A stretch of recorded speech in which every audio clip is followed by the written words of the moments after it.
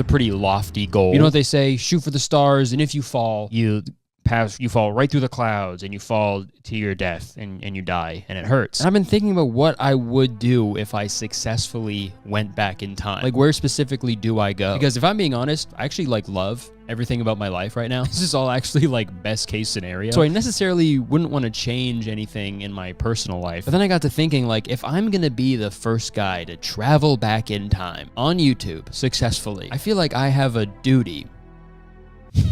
I gotta poop. No, I feel like I have a duty to my fellow human beings to go back in time and prevent something terrible from happening. Not even a duty, it's a responsibility. So I think I need to travel back to me off for the 2016 Shorty Awards, okay? Yeah. And I walked into that building, stood on that fucking teal carpet in that fuck-ass outfit, and the worst photo of all time was taken. And I've been made fun of ever since, okay? So that's what I'm gonna do. But before that, I need to figure out how to do it. So, how do we do it? So the first thing I Googled was buy time machine, and that led me to Etsy. And then if you actually search time travel on Etsy, the first things that pop up are actually dozens of time travel spells that you can purchase and then I think maybe cast yourself, or the person you buy them from casts them for you. So for the low price of $170.70, which is also 70% off. So the original price was $568. Okay. The title of this one is Strongest Time Travel Spell, Super Powerful Time Travel Spell, Time Travel Spell, Travel Spell. Okay, so just a travel spell? So a plane. It's a plane ticket. You get a plane ticket. It'd be fucked up if someone ordered a time travel spell and they're like, okay, abracadabra, thinking that they're gonna show up in 1950, but they get transported to modern day Boise, Idaho. Okay, time travel spell there, a weird, I think AI artwork there, which is great. Uncover the secrets of time with this meticulously crafted spell, infused with ancient wisdom passed down through the ages. This spell offers seamless traversal through time, ensuring a safe and exhilarating journey. Delve into the ew. You want me to travel to the annals of history, bro?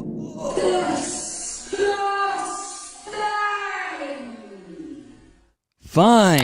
Also, the reviews on this page don't really make sense either. I've seen a difference. I saw a little movement. On the clock? Yeah, I bet. Let's just... I don't know what that means. Maybe that's this text-to-speech while they were performing the spell. So I was looking through these for an entire evening, and they were fucking cracking me up. But the more I looked into them, the more sad I got. Because when you think about it, who's the type of person to purchase a time travel spell? Most likely it's someone who wants to go back in time and change something awful in their past so they have a better life in present day. So all the real actual reviews for these time travel spells are left by people who are genuinely sad and depressed and just desperate for change in their lives, and they're convinced that this time travel spell is going to be the one thing that finally fixes all their problems. I'm looking forward to the results of the magic. I hope to avoid several mistakes again. 5 stars. May the powerful magic manifest and make my wish come true. Thank you.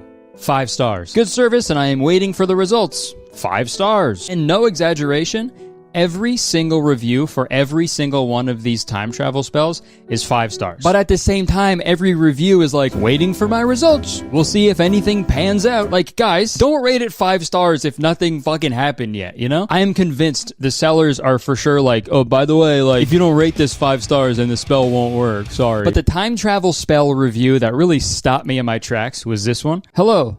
Purchase 2 times to get the enhanced effect. I maintain total faith that the results will come true. I trust in your enormous abilities, Jessica. Help me get back to that date to avoid the problem I told you about. And beyond the best review, I will thank you for life, I promise. 5 stars. No! First off, help me get back to that date to avoid the problem I told you about? So sad. Absolutely heartbreaking. But also, purchase 2 times to get the enhanced effect? That sounded weird as fuck, okay? So I checked out the description, and what do you know? Buy 1 time, single cast. Traveling 100 years in the past or future will become easy. Buy 2 times, double cast. This one will show you results sooner, and you can time travel easily. Okay, so one is easy and one is easily. Big difference. Buy 3 times, triple cast. Watch 5,000 years in the past or future with this spell. Buy 4 times. This is my strongest spell, and it helps you see any event of the past or future. That is evil.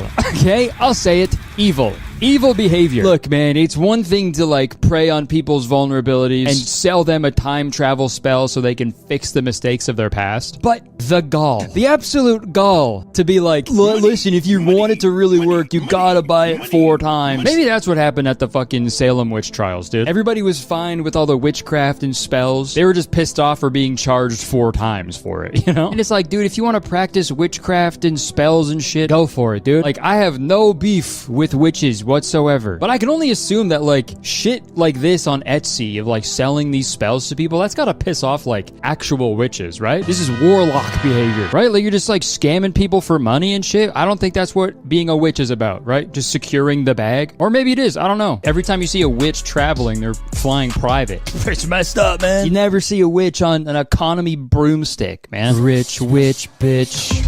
All right, these time travel spells are really intriguing, but I didn't want to purchase any because I didn't want to really like give these people my money. I am a man of facts, science, and evidence. So if I'm going to try and travel back in time, I feel like I need to do so the old-fashioned way. The way Home and Garden Wells intended. A time machine. Welcome to a different part of my office. Gonna be honest, finding an actual time machine is actually a lot more difficult than I imagined. Based on the Napoleon Dynamite clip, I thought it was just, they ordered it online, bada bing, bada boom, it's so easy, right? It was not. When I looked for a time machine, it was mostly just replicas of the time machine from the movie adaptations of The Time Machine based on the novel The Time Machine by Home and Garden Wells. Weirdly, there are a lot of these replicas online. I mean, just by sheer volume, one of them has to be working, right? A broken clock is right 2 times a day. So guys, I really had to try extra hard to find one that suited my idea of a time machine. And who knows if I found one, but I'd like to go through some honorable mentions because in my search, I came across some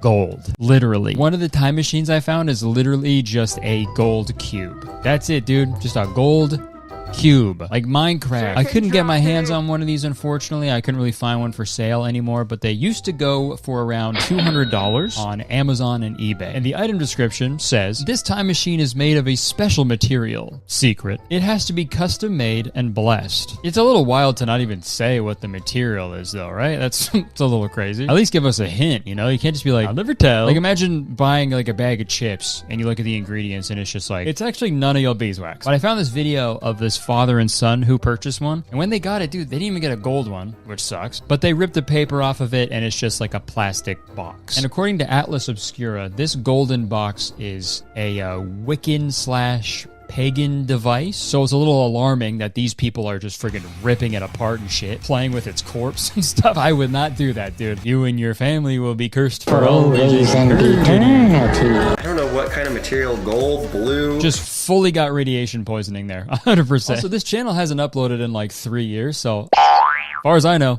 I'm correct. I don't know what kind of material, gold. Sadly, in this video, it shows that the time machine doesn't work, but the listing did say that belief in the time machine is of paramount importance. So much so that it claimed that you shouldn't even bid on the time machine if you don't fully believe that it will work, which is kind of a genius business tactic, if you ask me. If someone complains and says it doesn't work, you just be like, sorry, you didn't believe hard enough. That's on you. In other news, guys, if you buy tickets to my upcoming tour dates, you will gain the ability to fly. And if you don't, you just didn't believe hard enough. I also found this astral projection time travel machine helmet psychotronic technology, which is quite literally a hard hat with a wire poking out of it. I'm not really sure about the mechanics of this one, but I mean, the timestamp on this picture says 2014, and looking at it in 2025. Holy shit!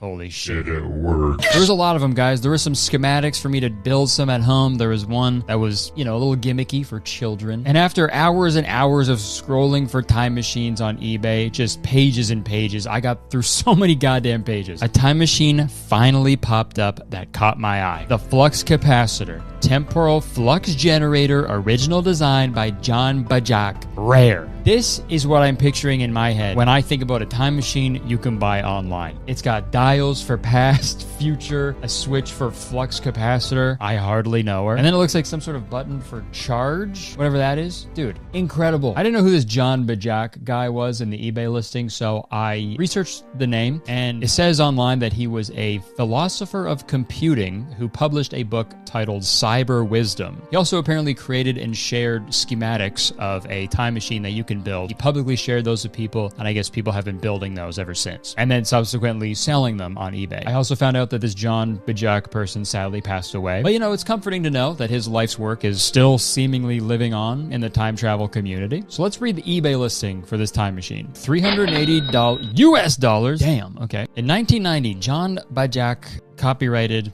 not patent, secret, his invention of a flux capacitance time travel circuit, and he even provided the schematics for it to KeelyNet. And it works, he says. It's amazing it never made the front page of the newspaper. Yeah, shocking. Excerpt. Point transducer output toward the person or thing you want changed. That thing, such as a clock or a piece of shelving, will begin oscillating between past and future. I noticed time stretch thinner and thinner until I noticed time seemed to stop while it was turned on.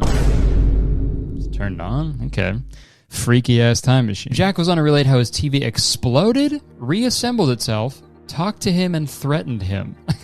Apparently, this time travel business can be dangerous. By his own admission, Bajak was taken to a psychiatric hospital after the time travel experience. Damn. And now you get the opportunity to experiment by yourself. Nice. Guys, I knew the second I saw this picture that this was a time machine for me. So, I ordered it. Today it is June 15th. I ordered this time machine 3 weeks ago, and I have yet to receive it. If only I had the time machine now, then I could fast forward through time to when I get the time machine, you know? Nothing else I can really do except wait, so I guess I'll just hang out until it shows up.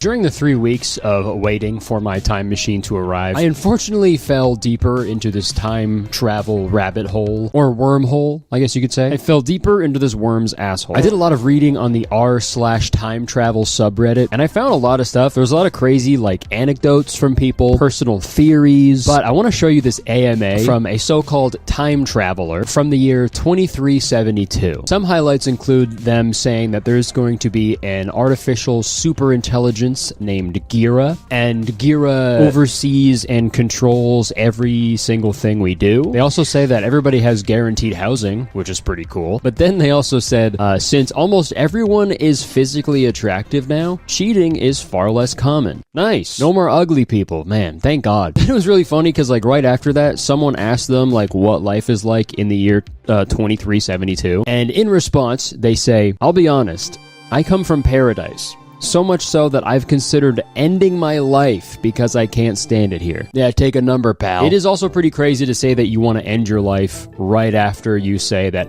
everyone in your time is, like, way more attractive, you know? You think he wants to end his own life because there's so many ugly people here? That's got to be the funniest reason to want to take your own life, dude. Everyone's so fucking ugly, man.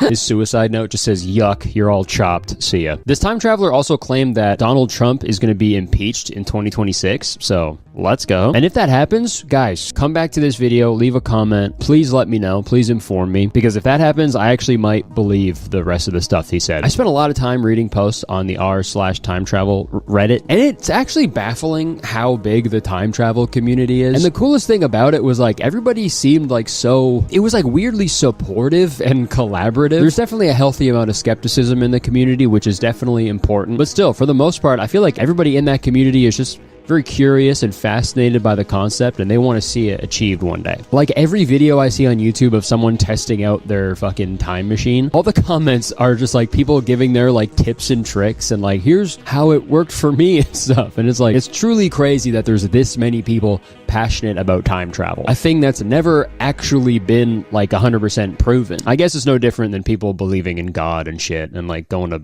like Bible study, because that's never been proven, but people lose their mind about that shit, right? At least with time travel, you get to play with little doohickeys. Maybe I'd start going to church if they had a couple thingamabobs, all right? Where the doodads at? And the eBay listing for the time machine that I purchased mentioned a man named Stephen Gibbs. So I looked him up, and he had a pretty huge impact on the time travel community. He published a book titled Plans for Time Travel Machines That Really Work, Revised and Updated Edition, How to Move Through Time and Space. Really just rolls off the tongue. So I bought this book, and it is something. It's a heavy read, for sure. The beginning mentions a run-in that Stephen Gibbs had with the quote-unquote time police when he went back to 1969, that is. If time travel does exist, that's gotta be a year where lots of people go to. 69? Which is funny. So, Stephen here, in his book, says that anybody can time travel once they understand the simple equation R1, R2 equals T. Oh, sick. Joking. That is not a GTA cheat code. R1 stands for first point of resonance, and R2 stands for second point of resonance, and T as in Troy. T as in Troy? Yeah. And just so you know, because I had to look this up as well, a point of resonance is the natural frequency at which an object or system vibrates with maximum amplitude when subjected to an external force or vibration. Stephen then talks about the use of quartz crystals, so I guess that Napoleon Dynamite scene was pretty accurate. Note, when working with quartz crystals, it is a good idea to ask the Lord to bless them. To do this, walk into your closet and close the door, then ask Jesus Christ to bless them while you pray over each of the crystals. Then, with some salt water, sprinkle your crystals 3 times, blessing them in the name of the Father, Son, and Holy Ghost. If you do this for all your crystals, then nothing evil can affect them. Nice. He never says to come out of the closet, though.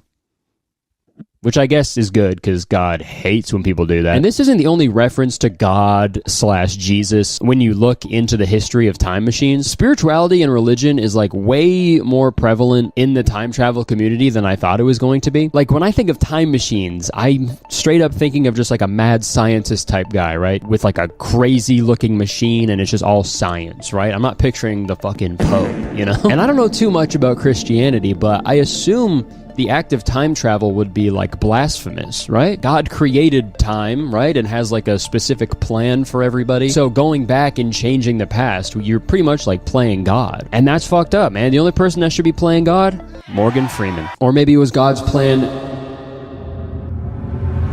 Drake. Maybe it was God's plan for that person to go back. I don't know. Who knows? My favorite part of this book, though, is when he goes off the rails a little bit and starts talking about the other technology that he's developing. In his book, he claims that by using one of the barium oxide bar magnets that you can buy directly from his catalog, if you place, now stay with me here, if you place a pack of cigarettes on top of that magnet, the cigarettes will then become safe to consume. Huh? You know, I really would like to try that out, but I feel like that would take a really long time to see the results. I don't know. Guys, comment below if I should develop a lifelong cigarette addiction to test that out. I'm not going to go through the whole book because that would take fucking hours, but I recommend you guys give it a read because there are some wild tidbits of information in there. Tidbits. I said timbits. Sorry. You can take the Canadian out of Canada, but... So just to give you guys a little update, my time machine is currently being held in customs right now, so I should hopefully have it soon, but I figured it'd be a good idea to prepare myself mentally for what I can expect if I do successfully travel back in time. And like I said, there's tons of people out there who claim that they have personally traveled through time, and if I'm going to do it, I need to find out what it's like from them firsthand. Which brings us to our next topic, Project Pegasus. In my search for a real time traveler, I stumbled upon a man named Andrew Bashago, a man who has made several public claims that he was actually used by the CIA in a series of secret time travel missions and Mars expeditions called Project Pegasus. And this all took place when he was a child in the 80s. I watched like a 2-hour presentation he did on YouTube, and the amount of detail he gave was actually fucking mind-boggling. So either this actually happened or he has the most like vivid, active imagination of all time. And he's pretty much spent his entire life like raising awareness and trying to get the government to reveal their time time travel secrets. He was so passionate about this mission, in fact, that he was actually running for president back in 2016. And I was able to see what his website looked like in 2016 by using the Wayback Machine. And it's the fucking greatest thing ever, so let's have a look. Let's get into the mind of a real time traveler. Andrew D. Basiago, one man in the name of truth. Andrew D. Basiago was a prominent figure in the truth movement. For more than 10 years, he has shared with the American people the true facts of our great nation's accomplishments in time travel and Mars visitation. He has done so as one who served bravely in the 2 secret U.S. defense projects in which time travel on Earth and voyages to Mars were first undertaken. As a result of his courageous advocacy as a crusading lawyer, oh, he's a lawyer too! Oh, sick. Oh, hell no. Look at my lawyer, dog. I'm going to Mars. Andy is credited with ending the time travel and Mars cover-ups by the U.S. government on behalf of the American people. Oh, shit. He did it. All right, let's go. And on this site, he had 100 proposals that I guess he would enact if he became president. A lot of them are about time travel and the government revealing their secrets, but his 16th proposal is protecting the Sasquatch species. Sasquatch exist. I know. I'm the first U.S. presidential candidate since Theodore Roosevelt to declare publicly that I have encountered Sasquatch. This gives off the same energy as that clip of Soulja Boy. The first rapper with the iPhone. Oh, what the fuck? Theodore Roosevelt's encounter occurred when a Sasquatch was scared into his campsite one night when he was on his Great North American Ape Expedition. I encountered an adult male Sasquatch and his young son when I was camping at Lake Sacandaga these nuts, in the Adirondacks in 1966. The Sasquatch have matrilineal DNA that is human and patrilineal DNA from an unknown primate. The president should protect the Sasquatch by putting them on the endangered species list. Finally, a president who has their priorities in order. I know the current president doesn't give a fuck about Sasquatch, dude. If the American government in 2025 encountered Sasquatch, it'd be like that scene in Strange Wilderness. Huh? Oh, fuck!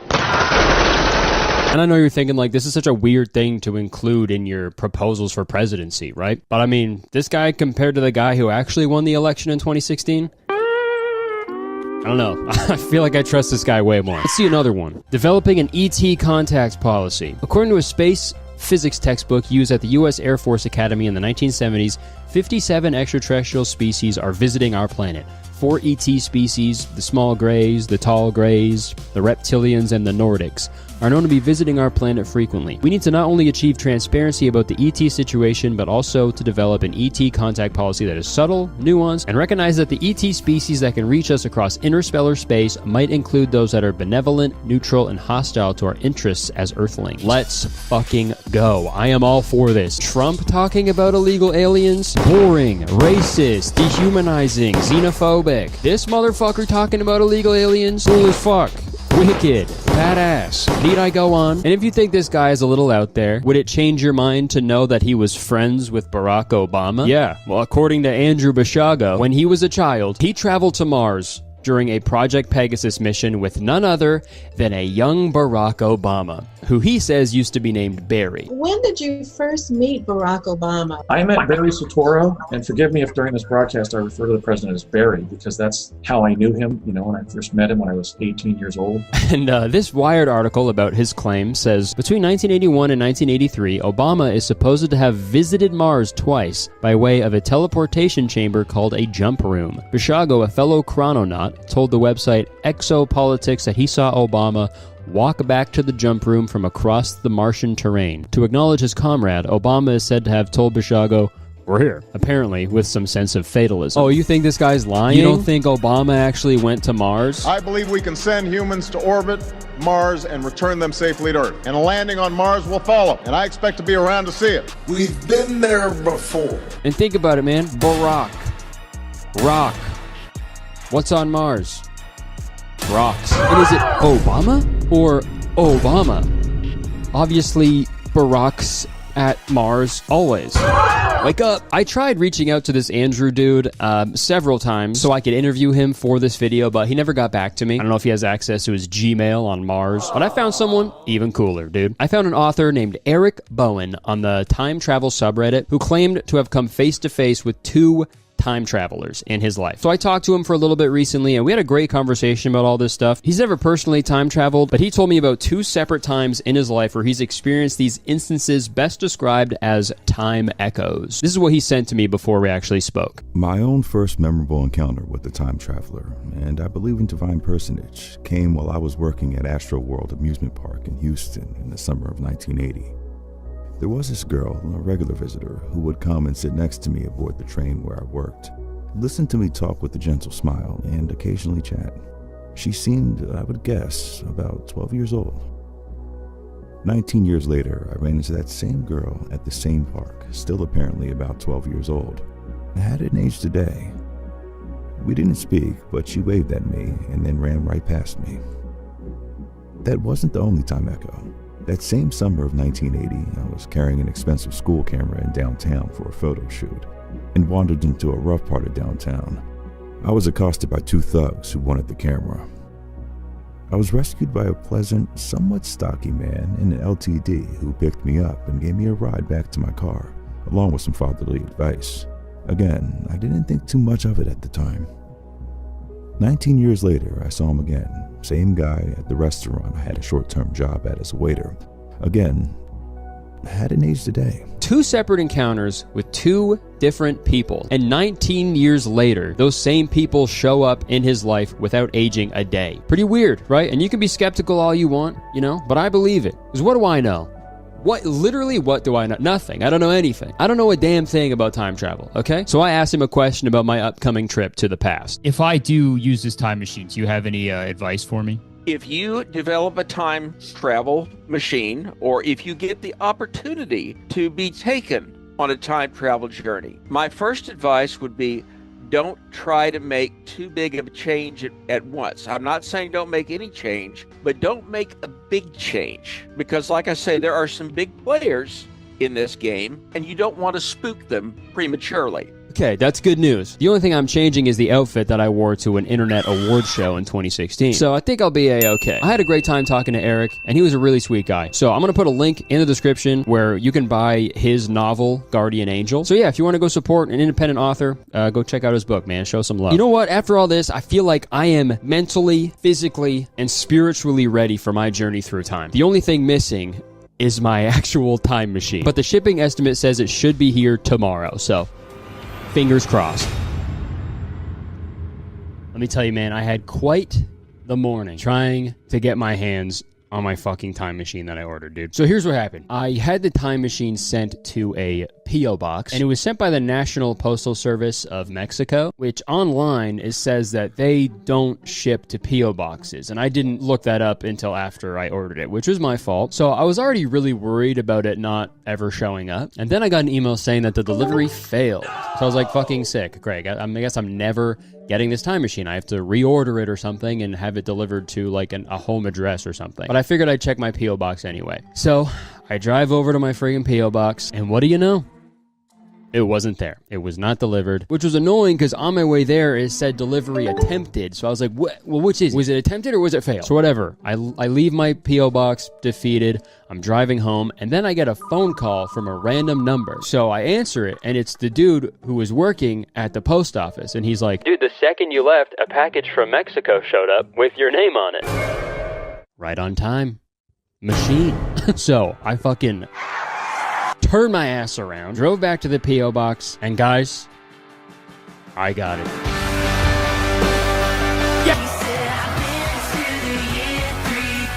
Hey guys, it's time machine time. I fucking got it! I got it! So yeah, it was quite the mix-up to get this, but let's rip this open, man. I don't have a box cutter or anything. I can use keys. By the end of today, that Shorty Awards picture is not gonna exist on the internet. Trust me, it'll be gone.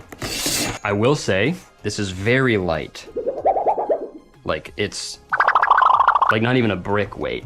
A brick weight. The secret to the universe in my hand. Whoa. There it is. Also, it's pretty interesting on the box. They labeled it Educational Electronics Kit, so they could get it through customs, I guess. Yeah, they sent me some files on eBay that I should pull up. The seller, like, sent me some instructions, but they didn't really make any sense. It also said on the eBay listing that I had to purchase my own like AC adapter or DC adapter. I hope this fits. It doesn't. A lot of these are just like scans of weird books. Some about a fucking crystal and shit. I feel like I was sent the wrong one because this is, what the fuck is this? Astral travel connection. Time travel unit into a copper plate that's next to your navel, and then the other cord into an alligator clip into a water pipe. The fuck? Or another one, alligator clip into a metal rod buried a foot at last over grid point. Like, bro, I don't even know what that fucking means. I think I was sent the instructions for another product he has called the space-time modulator. So I'm gonna have to just go through the flux capacitor thing with the way that it's said on eBay, which was like you point it at stuff and then it'll change. I also think at least the one in like Napoleon Dynamite had like years that you like dialed it to. This is just like past, future. Like what if you turn the dials all the way to normal? Perfectly, like wouldn't that just like make it to present? And this is a button, okay. I should have brought like a fucking fire extinguisher.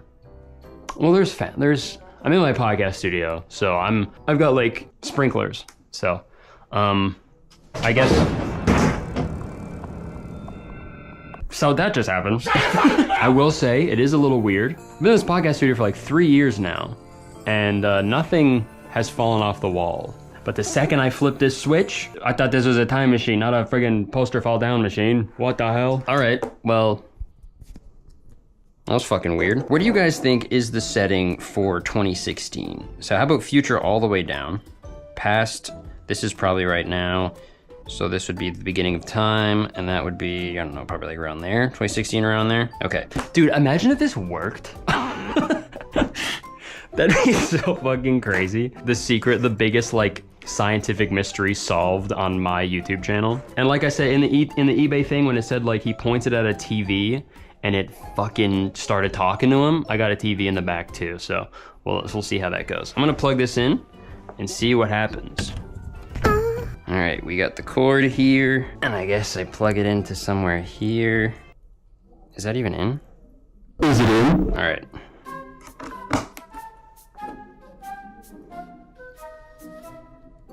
Is this working? This is the cord he told me to get.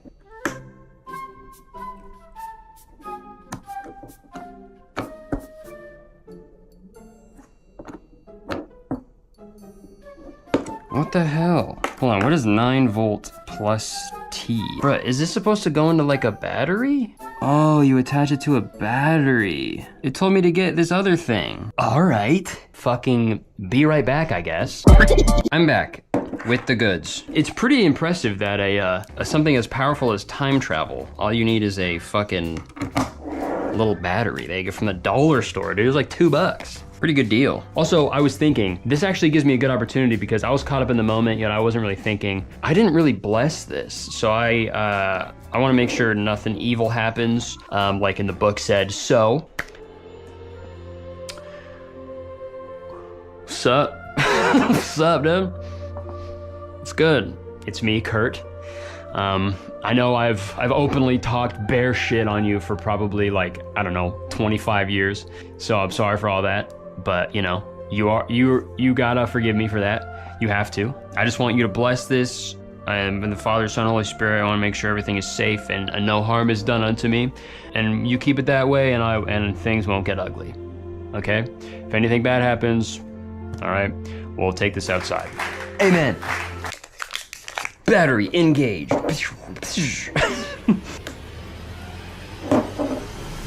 Charge. The light turned on.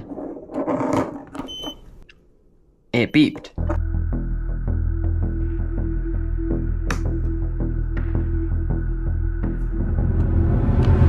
"2016 Shorty Awards. Teal carpet."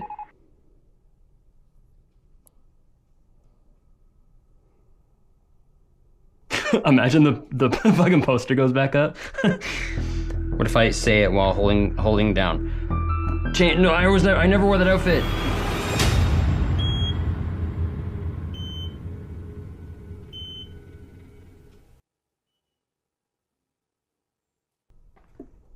Bruh. What if it's like Wizards of Waverly Place? I have to say something that rhymes. On Valentine's Day, you'll find some Cupid shit.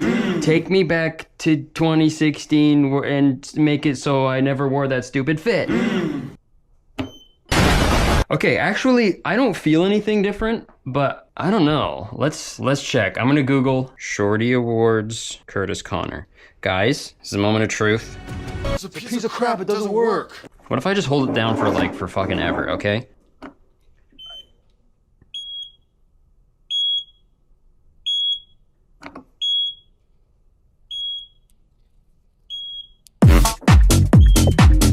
Fucking DJing here, dude. Fuck.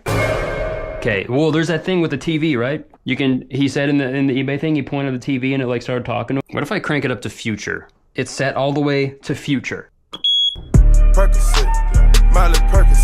Well, the thing didn't work. I'm still wearing this outfit. Unless Hey guys, I know this is a shocker, but the battery-powered time machine I bought from Mexico didn't work. Big ay caramba moment. Maybe I should have purchased it 4 times for the enhanced effect. And I know this video is long as hell, and I apologize for that, but when I got the idea for this video, I didn't want to just order the time machine off the internet, try it out, and just take the piss out of it for no reason. Because I think the actual concept of time travel is it's such an incredibly human idea. And I knew if I actually looked into it further, I would learn a lot about other people, and possibly even myself. Life is like an endless onslaught of mistakes, fuck-ups, and missed opportunities. And I know for a fact that each and every one of you has their own 2016 Shorty Awards in their life, okay? So I totally understand why people devote their entire lives trying to figure out how to travel through time so they can fix a mistake they made, or maybe they want to go back and see a person they lost just one more time. That makes perfect sense, dude. The fact that we're all not doing that all the time is actually fucking crazy. We're all the weird ones, okay? I'm not crazy. You're crazy. And if you were wondering, like, what's actually inside the time machine,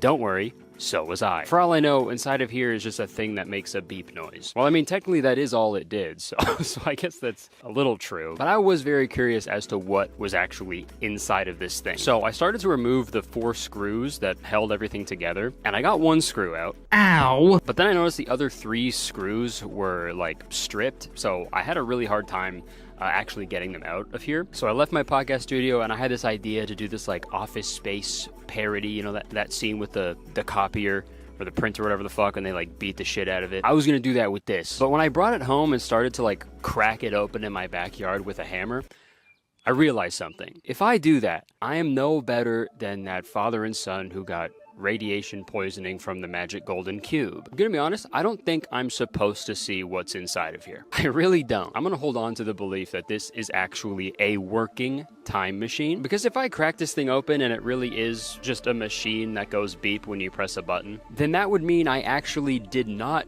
create an alternate timeline where I did not wear that hideous outfit to the Shorty Awards in 2016. So as long as this is closed, I'm not in those clothes. As long as this is closed, I'm not in those clothes. Say it with me now. As long as this is closed, I'm not in those clothes. And now that I say that out loud, I think I finally understand God.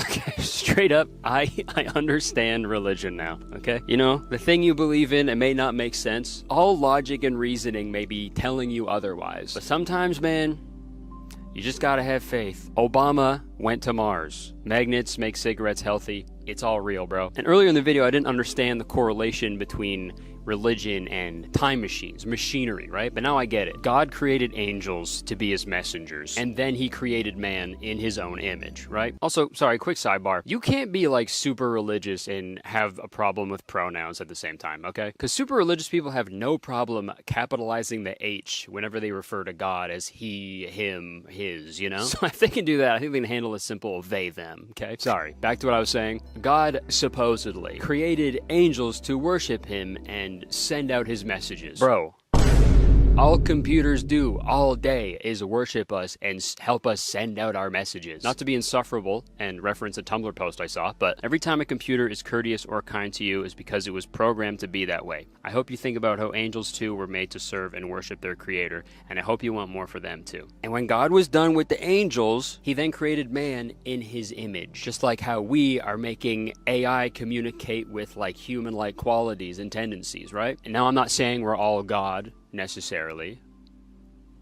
I'm just saying that Morgan Freeman is God. I want the final message of this video to be a positive one, so I'm gonna send it back to Eric from earlier in this video, because he said something really nice during our conversation that honestly took me by surprise from like an avid time travel fan. If you could go back to one moment in time, where would you go? That's a tough one because, I mean, obviously, I'd like to go back and take the Union Pacific tours in 1956 or 1957 or so, when you take a train all around the western United States. I'd like to take a voyage on the Queen Mary and the SS United States. And there's so many things I'd like to do.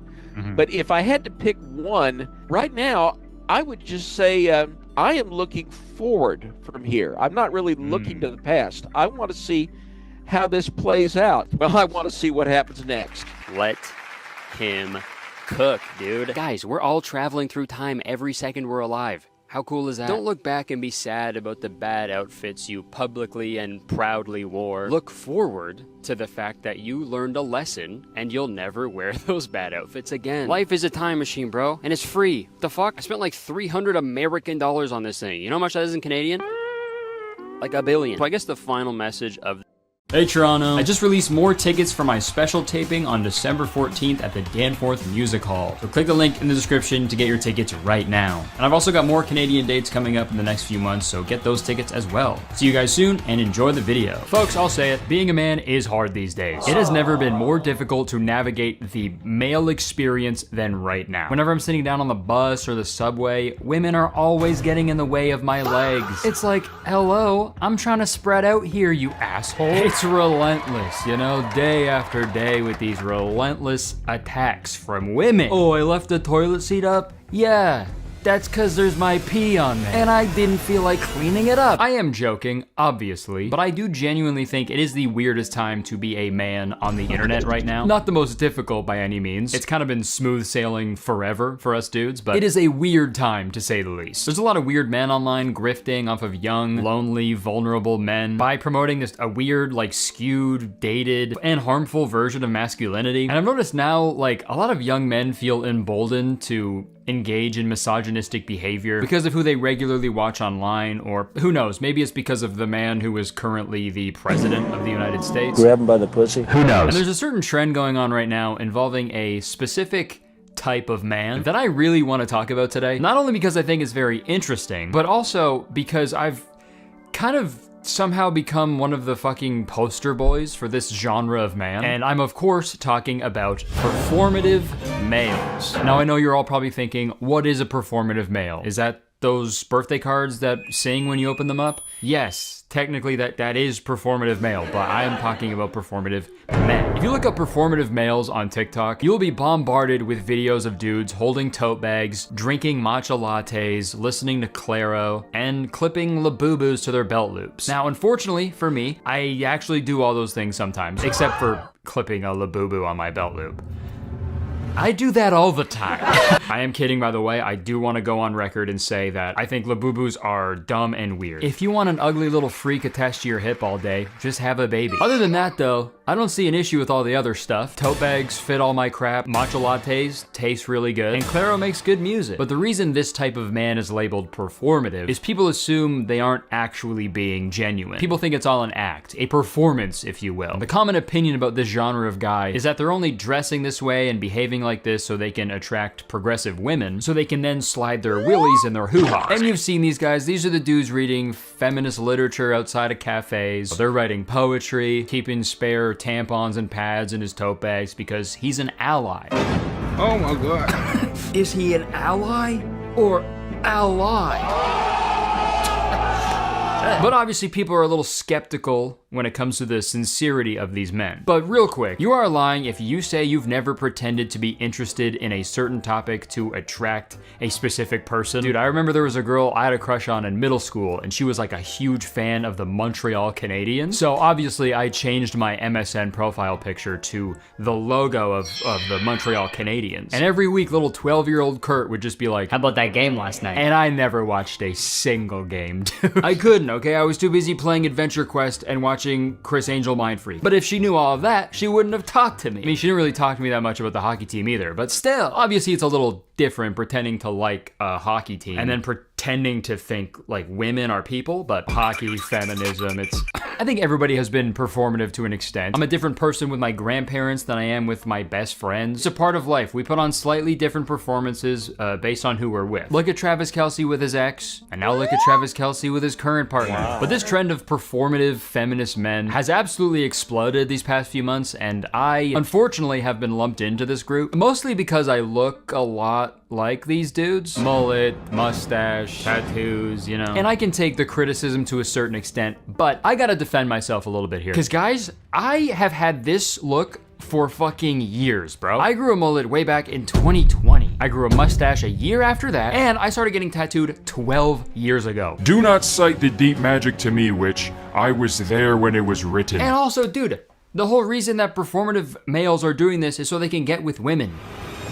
I'm married, you fucking idiots. I've been with my wife for like 10 years, dude. Leave me alone. So I want to get ahead of any of these boring ass fucking tweets that are gonna 100%, they're gonna screenshot this thumbnail and the title, and they're gonna be like, the call is coming from inside the house, not the pot calling the kettle black. Because every few months, dude, like clockwork, a tweet making fun of how I look will do fucking numbers, dude. And people will tag me like fucking crazy, and I've had enough, okay? I am putting my foot down. Don't be sad. She's an old foot. She's had a very long life. It's okay. Exhibit A. So sick of seeing this genre of man. And this is the one that started it all. Picture of me and iDubbbz. Just gonna say I had to look way before him, okay? Hello. Prepare for me to periodically pop up throughout this video because while I was editing, I found more stuff and also thought of more stuff. So I don't know if you guys have seen this, but this so sick of this genre of man screenshot. It goes viral every few months. And, you know, it does suck to see it all the time, but I've realized, you know, over the years that it's actually like bringing people together, which is really nice. I've seen like dozens of right-wing alpha male bros make fun of how I look because of this picture. But that's not all, okay? I actually just saw this page, women's rights _news, which is a page dedicated to intersectional feminism, gender equality, pro-choice, abortion rights, and health and reproductive rights. All those are great in my books. But they also just reposted it as well. So, you know, that one stings extra hard. But, you know, it is comforting to know that no matter where you stand on feminism, both sides can agree that I look dumb. That's nice. If you guys are so pro-choice, then you guys should be okay with the choice I made to get this fucking haircut and stupid mustache, bro. Shame.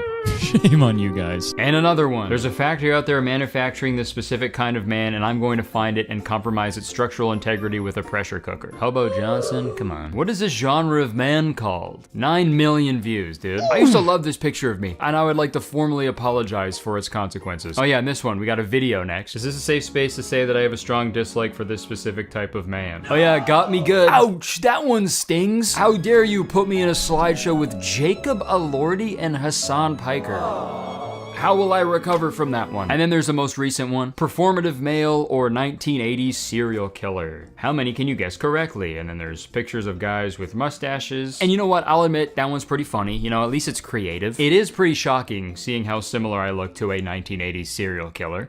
But not as shocking as the number of people I killed in the 80s. Also, hey, I think an easy way to tell which one is the serial killer is if the photo you're looking at is a mugshot.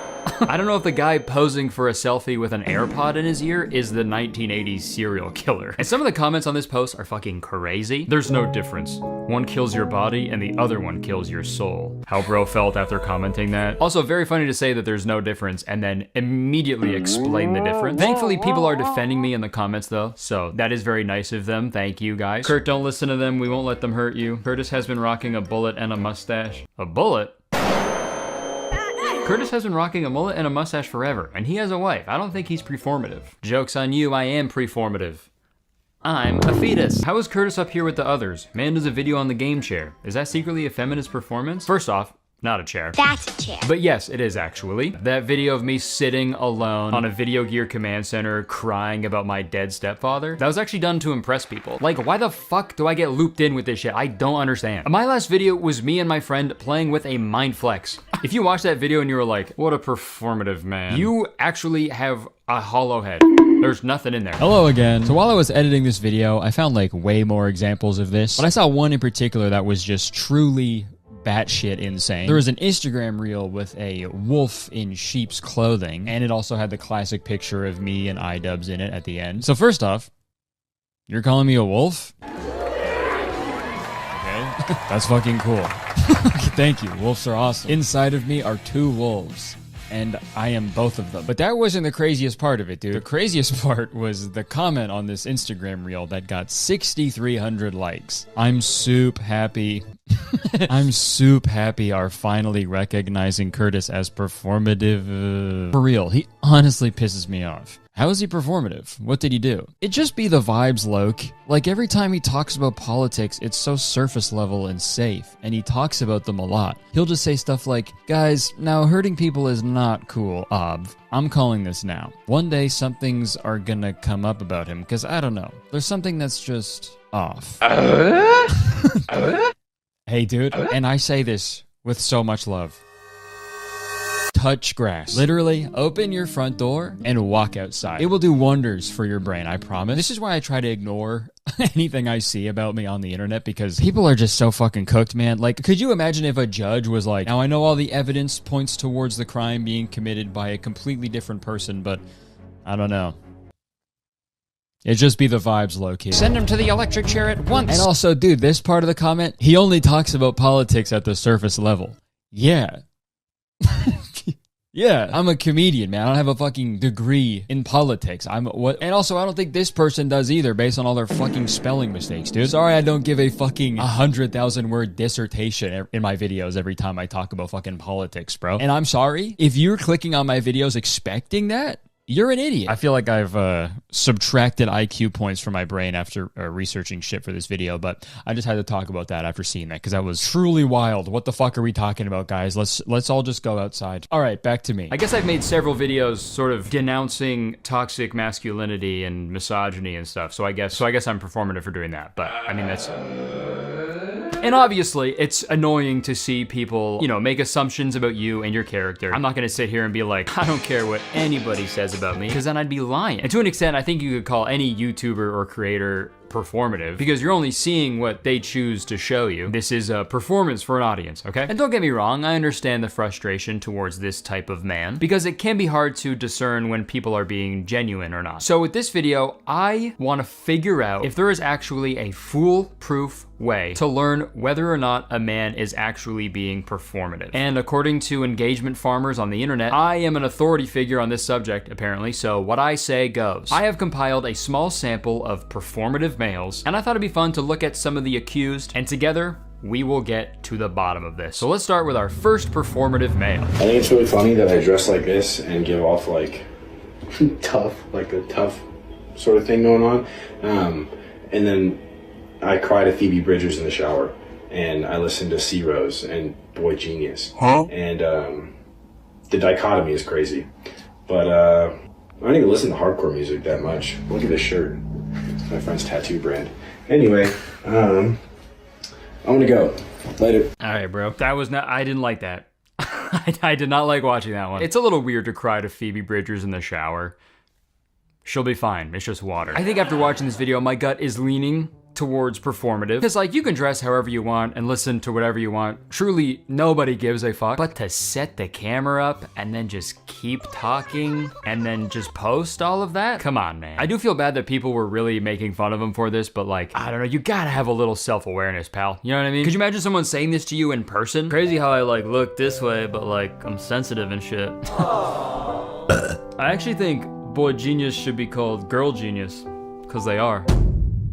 Where'd you go? And also, hey man, I'll say it. I'm about to say it. The dichotomy isn't crazy. It's really not. I would not assume that this guy listens to hardcore music. Like, not even for a second. Have you ever been to a hardcore show? No one actually dresses like that, dude. Dude, every guy at a hardcore show dresses like a fucking software developer, okay? They're all nerds, man. I feel like if you wore that exact outfit to a hardcore show, people would assume you are an undercover cop. Greetings, fellow rock and rollers. The dichotomy is crazy. And what rhymes with dichotomy? I gotta be. As in, I gotta be doing some hard drugs tonight. Who has some? This video was posted by a guy named Sam Wilmot. And after this video went viral, he sadly deleted his TikTok. I guess he will not live that down. So because he deleted his TikToks, the only TikToks I could find of his were ones that people stitched, like this one. So I guess it's funny because I 100% am baby girl. I spent my Sunday journaling.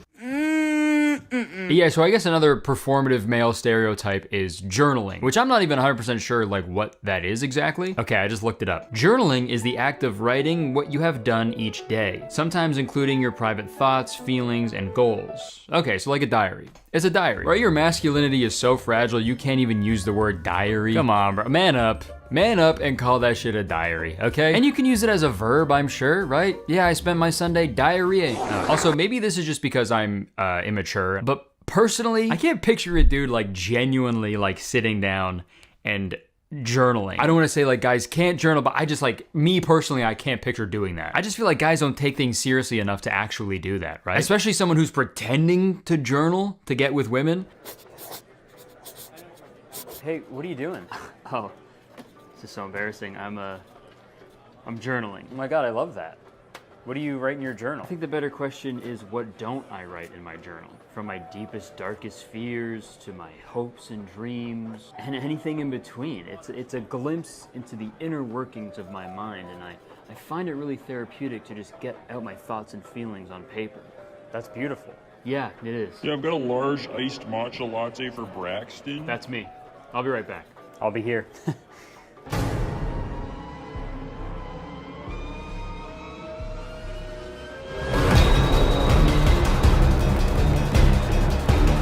What the fuck? Ew! This is what matcha tastes like? I hate this more than women voting! Aw, he's the worst. When it comes to fucking Dr. Dichotomy over here, I can't say for certain if he's being performative or not because I don't know him personally, right? But I mean, if the shoe fits, you know? If the Doc Marten fits, I guess. My main critique really is he just set the camera up and then just like said all of these things about himself, you know? If this was a candid video of him genuinely weeping in the shower to Phoebe Bridgers, then I'd be humming a different tune. So until I get that video, for now, I am gonna give this guy the stamp, okay? He is performative. Let's take a look at the next suspect. Do you get attached after sex? Do I get attached after making love? Do you make love to everyone? Yeah. Everyone? I don't want to. It's a big decision, you know, to let someone in and be comfortable with them. Oh, brother. So yeah, I do make love with people I make love with. Oh, what? Dude, even if he is being 100% genuine, I cannot believe this is a real guy, dude. That's crazy. And I feel like you can tell when guys are purposely making their voice lower. Don't get me wrong, I did that all the time when I was 13. But that's when you're supposed to do it, dude. I was a literal child walking around school like, yo guys, my mommy packed me Lunchables today. But come on, bro, you're an adult. I fall in love so fast, and I'm so sensitive. And I'm very picky. Yeah, I don't know if I buy it, pal. This is the type of dude to like say all this and then like love bomb you like crazy and then just ghost you forever, you know? Also, speaking of, guys, we gotta call love bombing something else, okay? We gotta change that name. Love bomb? That sounds like a big hug or something, right? Here comes a love bomb. I think it should be used for like if you haven't seen someone in a really long time, okay? Maybe if a loved one comes back from a vacation finally, you meet them at the airport and you scream as loud as you can in the airport, here comes a love bomb! Okay, sorry, back to the TikTok. I forgot, I didn't show you the end. I didn't show you the end of the TikTok. It's the best part. I tend to really be into it, and I get attached. I imagine that's not even part of the video. Those were just transmitted into the cameraman's brain. Leave me alone! I think it's safe to say this motorcycle man is being a tad performative. I think he's trying to seem more deep and emotional than he actually is. You know, because when the girl asked him that question, he could have just said yes. Yes, I do get attached after sex. He could have just said yes. But no, dude, he had to pull all that bullshit. I never use the word fuck. I say make love. Yo, nice motorcycle, pussy. Make love off, man. But again, this is the hard part of figuring out, because like maybe, who knows, maybe this guy is actually like that. We don't know. It's really hard to tell, but I mean, and I hate to do 2 in a row, but my gut is telling me he gets a stamp too, okay? He is performative as well, I'm sorry. Okay, let's look at another guy. When you've been performative reading Foreign Affairs magazine for 20 minutes, but forgot to pretend to turn the page. Okay, sorry this man isn't reading quick enough for you. Like, do you think Albert Einstein breezed through every single book he read? No. He probably read the same page over and over and over again until he thoroughly understood it. And you're just laughing at this guy. This man is trying to figure out a way to stop foreign people from cheating on their spouses, and you're laughing? I assume that's what Foreign Affairs magazine is about. I am unfamiliar. And also I hate this video because like, you could just be lying. Maybe he was turning the pages. You just caught him while he was not turning the pages, and you can be like, yeah, he was actually on the page for 20 minutes. Like, we don't know if you were fucking lying or not, right? Drop the extended cut of this TikTok, okay? The director's cut. And I will say, okay, if I can be earnest, it does objectively suck to make fun of someone for reading in public. Like, sure, if a guy is reading a Ben Shapiro book in public, for sure make fun of him, dude. That guy's a fucking loser. But the whole thing with performative males is like they're out in public reading fucking Sylvia Plath or Margaret Atwood. And I think it's kind of counterintuitive to shame men for reading progressive literature when people often complain about men not reading enough progressive literature, right? Hello again for a third time. I wanted to touch on something really quick. After talking to my wife about this topic, she actually brought up a really good point that I didn't think about myself, which is actually kind of the point in and of itself. As a man, I'm a male. I will never relate to or fully understand a book like The Handmaid's Tale or The Bell Jar or Jane Eyre, because I don't personally know what it's like to be a woman, and I never will. Like, that is a completely different lived experience, and I will never in my life know what that is truly like. That's like if I read the Malcolm X autobiography and I was like, damn, he's just like me for real. Like, that'd be insane. So I do understand why women assume men aren't being genuine when they read feminist books, especially in public. Like, if you and your friends had a secret handshake, and then one day you saw other people doing the exact same secret handshake, you'd be like, what the fuck, bro? That's our shit. That's our thing. You don't know anything about that. Stop at once. Kind of like that, but not at all. I don't know. I don't know if that's a good comparison or not. But I think the point I'm trying to make is, although men won't ever like 100% fully relate to a book about what it's like to be a woman, it definitely couldn't hurt in the long run to read a book like that and at least try to learn something new and better yourself. Like, I'm sure these books are way more beneficial to read if you want to improve yourself than those fucking books that are like, hashtag fuck that shit, 100 beast mode tips to level up your life like a boss. Forward by Gary V's hairline. That's what I was trying to say, but back to the video. I'm sure I'll see you again. And I know this whole thing is a joke and a meme, and I understand why girls are making fun of dudes for doing shit like this, because, you know, to be fair, I guess women have been made fun of for doing anything publicly for like the forever. So it's only fair, but at the same time, and I hate to be that friend that's too woke, but I think making fun of dudes who are genuinely interested in feminist literature and automatically labeling them as performative or manipulative, I don't know, I feel like it's probably gonna discourage them and other young men from engaging and adapting more feminist and progressive ideologies, right? Call me crazy, but I'd rather a guy read the same page of a Foreign Affairs magazine for 20 minutes than sit down and listen to 3 hours of the Joe Rogan Experience. It kind of brings me back to what I mentioned at the beginning of the video, how it's kind of just like a weird time to be a man on the internet right now. There's been like a calculated targeting of young men from conservative news outlets and the current administration in the United States. In the 2024 election, 54% of young men voted for Donald Trump, a convicted felon with several SA accusations against him. That is 54% too many, in my opinion. So if there are dudes out there genuinely engaging in feminist progressive literature, that is good, I think. Also, like, when did reading a book become performative, you know? It's books. Dude, they're books. You're gonna walk into a library, see a little kid reading The Rainbow Fish and be like, hey, somebody come get their performative ass kid, bro. I guess if you don't want to be made fun of for reading in public, you just gotta read a book that isn't performative at all. I'm trying to think of the least performative book a man can read in public. I mean, it's gotta be the 2001 Guinness Book of World Records, right? Dude, whipping that shit out at a coffee shop, dude? Oh my God, that would be so badass. You don't even order a coffee there either, dude. You whip out that big purple book and you slam a fucking 2-liter of Mountain Dew on that table, and then you read that fucker, and every time you flip to a new page, you go, whoa, cool. Okay, we're gonna move on to the next performative male now. This next guy is named Montaigne, but some of you guys might recognize this guy from this epic rap video he made. I never get tired of the hate.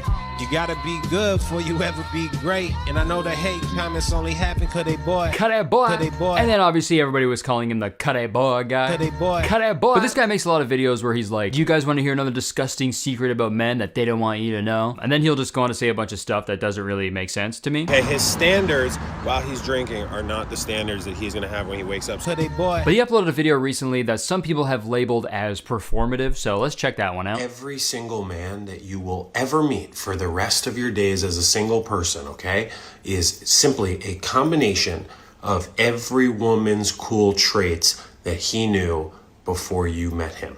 That is it. That every cool guy, ran through or not, is simply just a combination of every cool woman that came before you. Yeah, I think that's just being a person. I think that's just being a human. Everyone you meet is a product of every person that they've ever come into contact with. I think that's just a human experience, right? I don't know if it's just exclusive to women though, you know? Like you can develop cool traits from men as well, I think, right? There are many men in my life that have rubbed off on me. Not like that! Hold up! Not like that! I wish! But the way Cut Board worded this implies that every trait that men possess is solely from women. Even if you meet the most evil, hateful, racist, misogynistic man in the entire world. Again, that is a woman's fault that he is like that, okay? Good message, man. It also sounds fucking terrifying, dude. Every man is just a combination of every woman he's ever met. That's horror movie shit, dude. Imagine you show up for a blind date and the man waiting for you has the arm of a woman he met at the grocery store,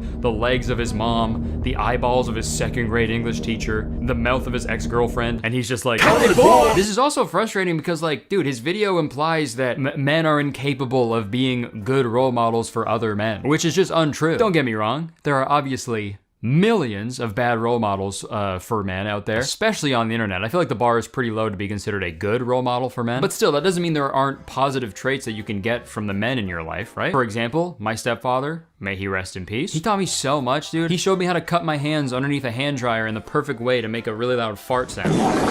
Good men exist. In terms of being performative, Kareboa genuinely seems like at least a little more genuine than the other guys, which is kind of crazy. He had every opportunity to become a full-on right-wing grifter after everybody made fun of him for the fucking Kareboa thing, but you know, he stuck to his guns and he kept making this content, you know, and I gotta respect that. I do find this video in particular a little ironic though, because his caption for this obviously pro-women video is Brandy sweater at Brandy Melville. Bro, Brandy Melville? Bruh. How the hell are you gonna make a video essentially saying men are only cool because every woman they've ever met is unique and different and distinctive, and right below that you're like, anyways, I got this sweater from a place that makes clothing for strictly skinny girls. It's just a little odd to like hype up women while you're wearing a sweater from a company with a long history of bigotry and body shaming towards women specifically. Dare I say it?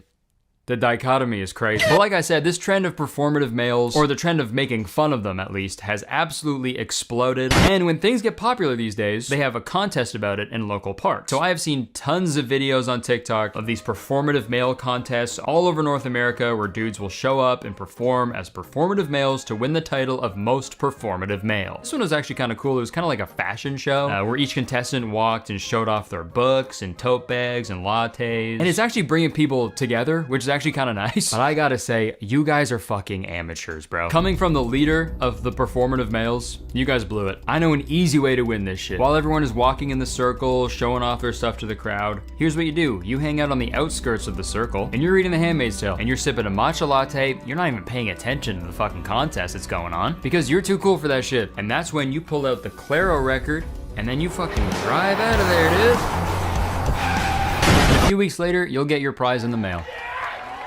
Performative male. And hey, these contests are fun and silly, but also they kind of bum me out a little bit, mostly because one of these contests used a fucking picture of me on the flyer. But also, what started as a very fair critique about men who feign interest in feminism to attract women, it has kind of devolved into hey, look at this guy reading a book. What a fucking pussy. Let's kill him. And I know it's tongue-in-cheek, but I don't know, I just feel like all these contests are a little ironic to me. I feel like the type of dudes who would enter this contest are only there to be like, ladies, don't guys like this suck? fuck? I'm not like these performative males that you hate so much. Therefore, you should sleep with me instead. Which is exactly what the performative males are doing in the first place that you're making fun of, right? And this isn't the first time a trend like this has happened either. History repeats itself on the internet every few years, okay? I made a video back in like 2019 about soft boys, which were like, you know, quiet, artsy guys. You know, they act like a sweet, innocent boy, but in reality, they're doing all that just to hook up with girls, right? Dude, it's the exact same. And before that, in fucking 2012, it was hipsters who rode fucking fixie bikes and dressed like lumberjacks while listening to Mumford & Sons, okay? It is a constant cycle. It never ends. And to be honest, I don't know if making fun of like actual performative men, I don't know if that's gonna make them better people either, which sucks. I think if they're genuinely like being performative and then they get called out on it, I think they're just gonna drop the act and become even bigger assholes. And like, is that better? I don't know if it is. Do you want guys reading fucking Jordan Peterson books in public instead? No, of course not. If they're skimming through like some feminist literature, maybe they'll catch a stray at least.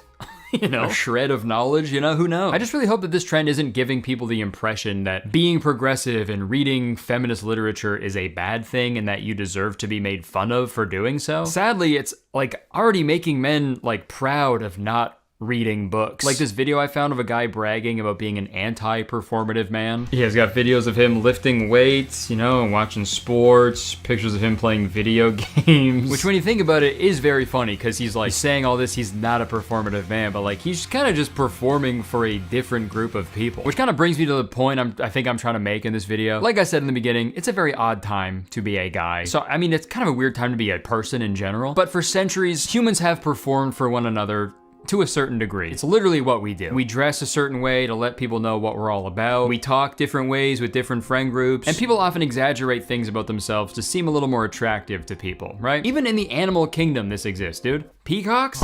Chill, bro. Those are the most performative creatures in the world, dude. Like, bro, we get it. To be fair, I would be extra as hell too if my name was Peacock. Dude, that sucks.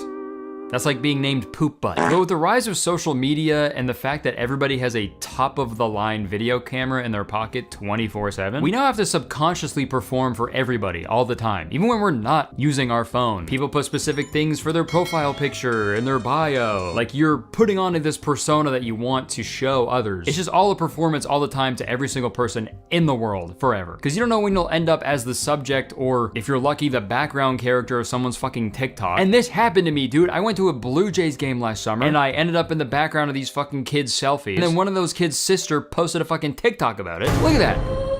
I look like shit. Now when I'm out and about, I gotta do this all the time.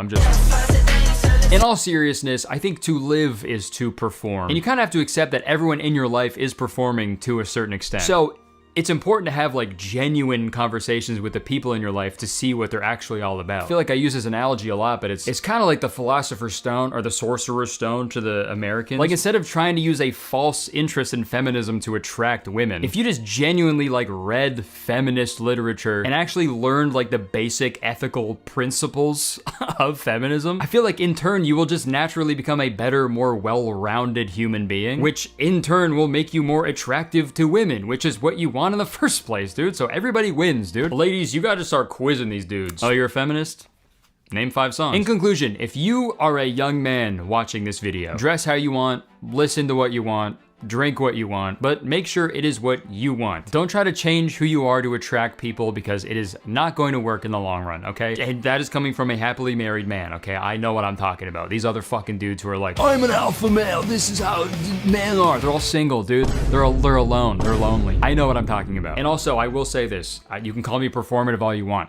Reading books is good, okay? When you're done watching this video, don't click off. When you're done watching this video, go read some, okay? I will say the block is a little hot right now for us fellas. So if you do want to read feminist literature, which I think you should, don't do it in public right now, okay? It's not gonna bode well for you. Here's what you do, okay? You go out middle of the night and you perch on the ledge of a skyscraper in the rain like Batman, and you alone, secretly, you can finally read your copy of The Bell Jar. And if people still somehow make fun of you for that, just know people are only hating boy. Hello again for the last time. I was gonna end the video here, but I feel like I missed out on some points that I wanted to address. I touched on everybody.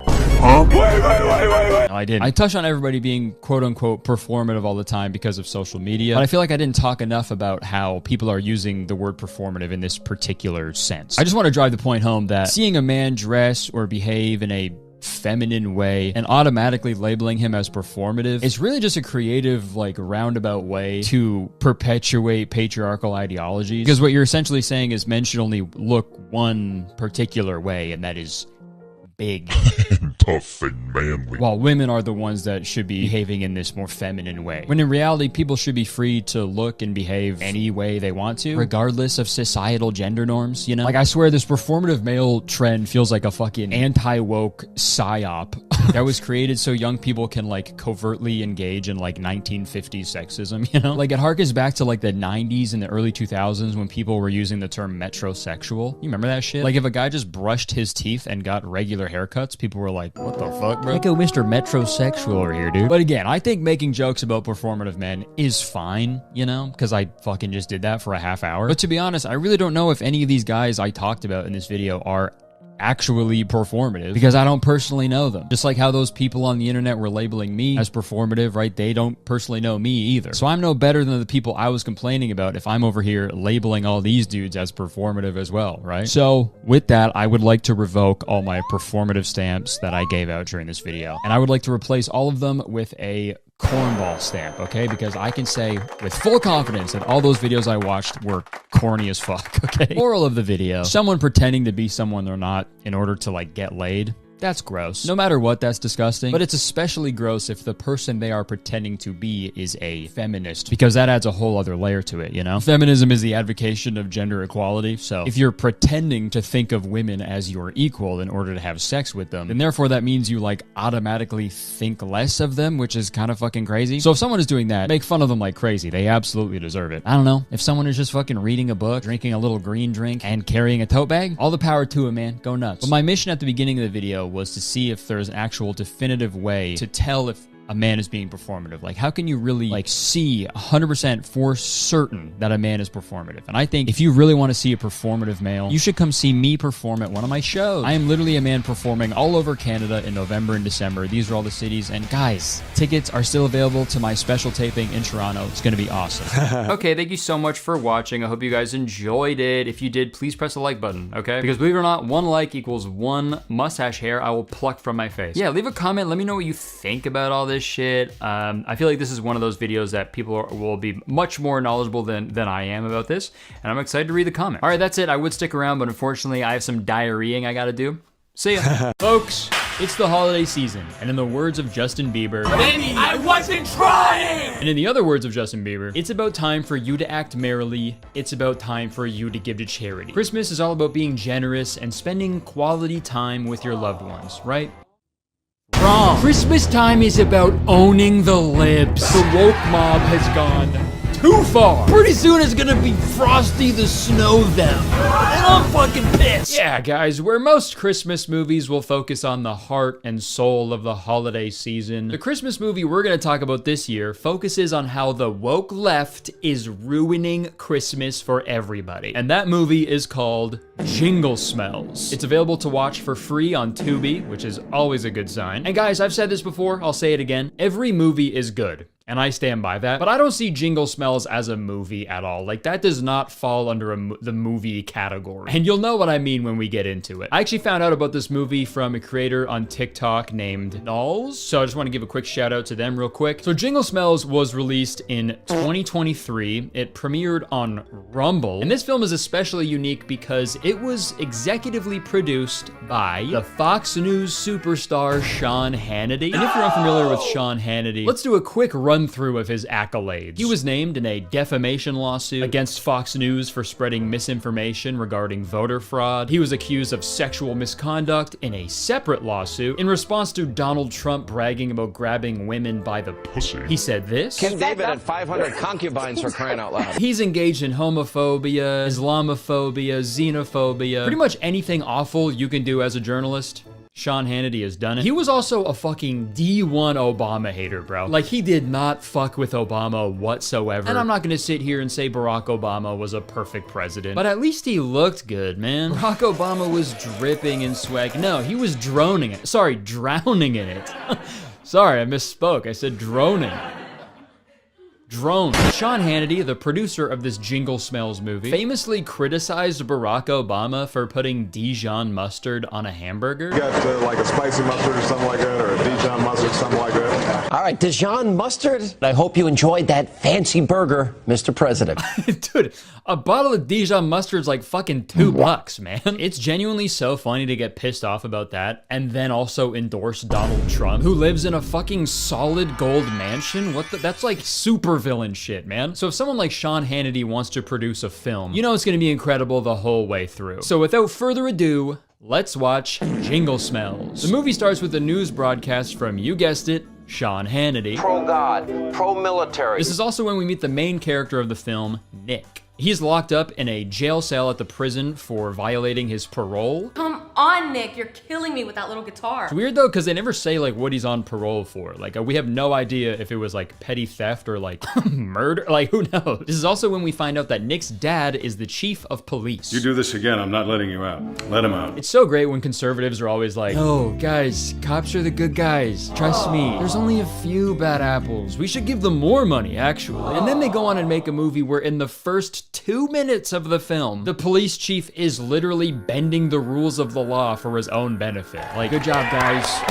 Nice. So Nick is like the classic slacker character with no job and no direction in his life. And Nick's dad is always like bailing him out of these situations. But I smooth it over for you. But this time, it's different. Nick's dad says that this is the last time he's gonna ever help him out. This is the last time. And then he immediately helps him out one more time by getting him a job as a garbage man. Oh my God. I can't be picking up trash all day. You then get the Jingle Smells title card. So that's where the smells comes from, cause he's a garbage guy. Get it? Cause garbage stinks. You know what else stinks? Not budgeting your money. Which brings us to the sponsor of today's video, Rocket Money.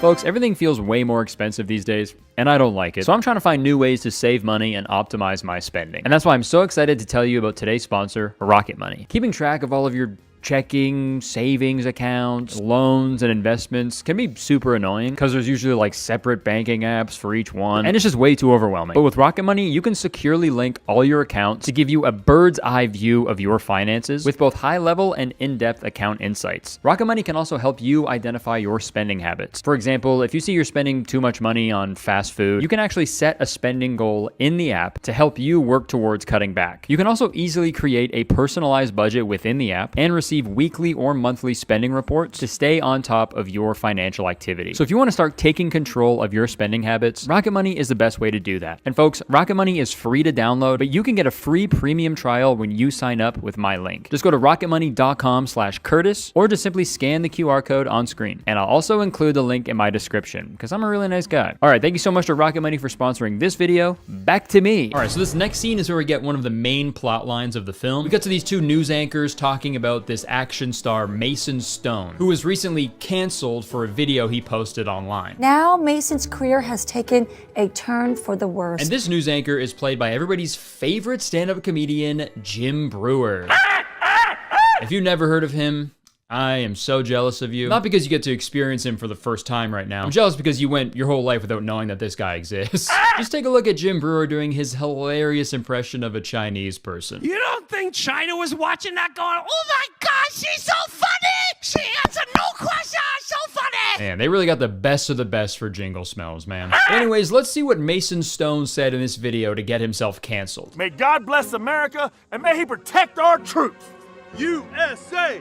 USA! This is so corny, man. And I know they're exaggerating it for comedic effect, but I know for a fact there are people out there who genuinely think saying God bless America and protect our troops will genuinely get you canceled, and it's just straight up not true. You know how I know? Because God bless America and may he protect our troops is exactly what Chris Pratt says whenever a camera is pointed at him, okay? Hey guys, just stop real quick and pray with me. And he gets cast in every movie ever. They could come out with a fucking Oprah Winfrey biopic and Chris Pratt would get the part. So they spend the next few minutes showing the public's outrage towards Mason Stone. And by public's outrage, I mean just one video. Now is the time to boycott Stone! And this is also when they show the CEO of Cash Bro Toys, played by Eric Roberts, and he's announcing that they are discontinuing any toys that have to do with Mason Stone. His recent actions do not currently align with our corporate values. We will no longer be manufacturing or distributing any toys, games, or other products related to Mason Stone characters. It's always great when conservatives complain about cancel culture because they're always just so hypocritical. They're always like, it's a free country, man, free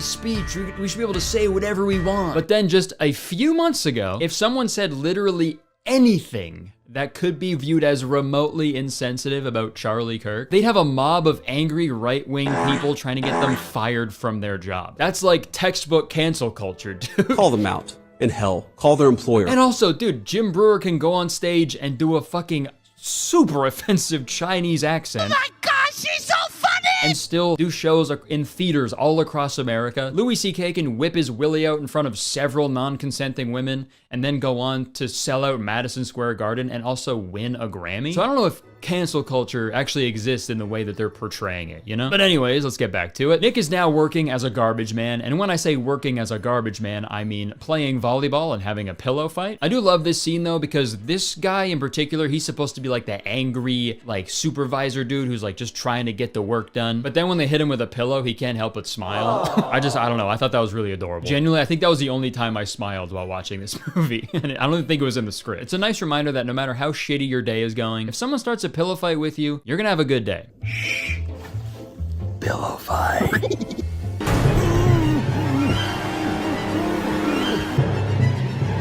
Bro, get up. Like, it's a pillow fight, dude, fight back. Oh yeah! We then cut to Nick back at his apartment, and look, I know this character is supposed to be like a slacker, you know? So I can expect that he's gonna have a messy apartment, but Jesus fucking Christ, dude. Is he wiping his ass on his wall? Just in his house alone, no job, just smearing his own shit on his walls? Wallpaper's the same as toilet paper. Fucking turning his drywall into wet wall, dude, what the hell? Nick then meets his dad at a coffee shop where this happy man is singing Christmas songs, and if I know anything about shitty Christmas movies, any character with a gray beard is Santa in disguise, so I'm gonna call it right now. If we find out that this guy is Santa, I'm gonna fucking flip. On Christmas Day. This is a pretty important part of the movie. This is when we find out that Nick actually used to be in the army. With what you dealt with what you saw? I mean, I only saw it on TV, and I probably would have crawled into a bottle too if I didn't have Lisa. So Nick was injured during his service, and now he's back in his hometown trying to find a purpose in his life. Father and son, both serving in the same war, nearly 20 years apart. How wild is that, huh? 2 generations fighting in the same war. Ain't that just a hoot, man? This is such a bummer. This guy played Clark Kent's dad in Smallville, and now he's playing the dad of a man who smears poop on his walls, man.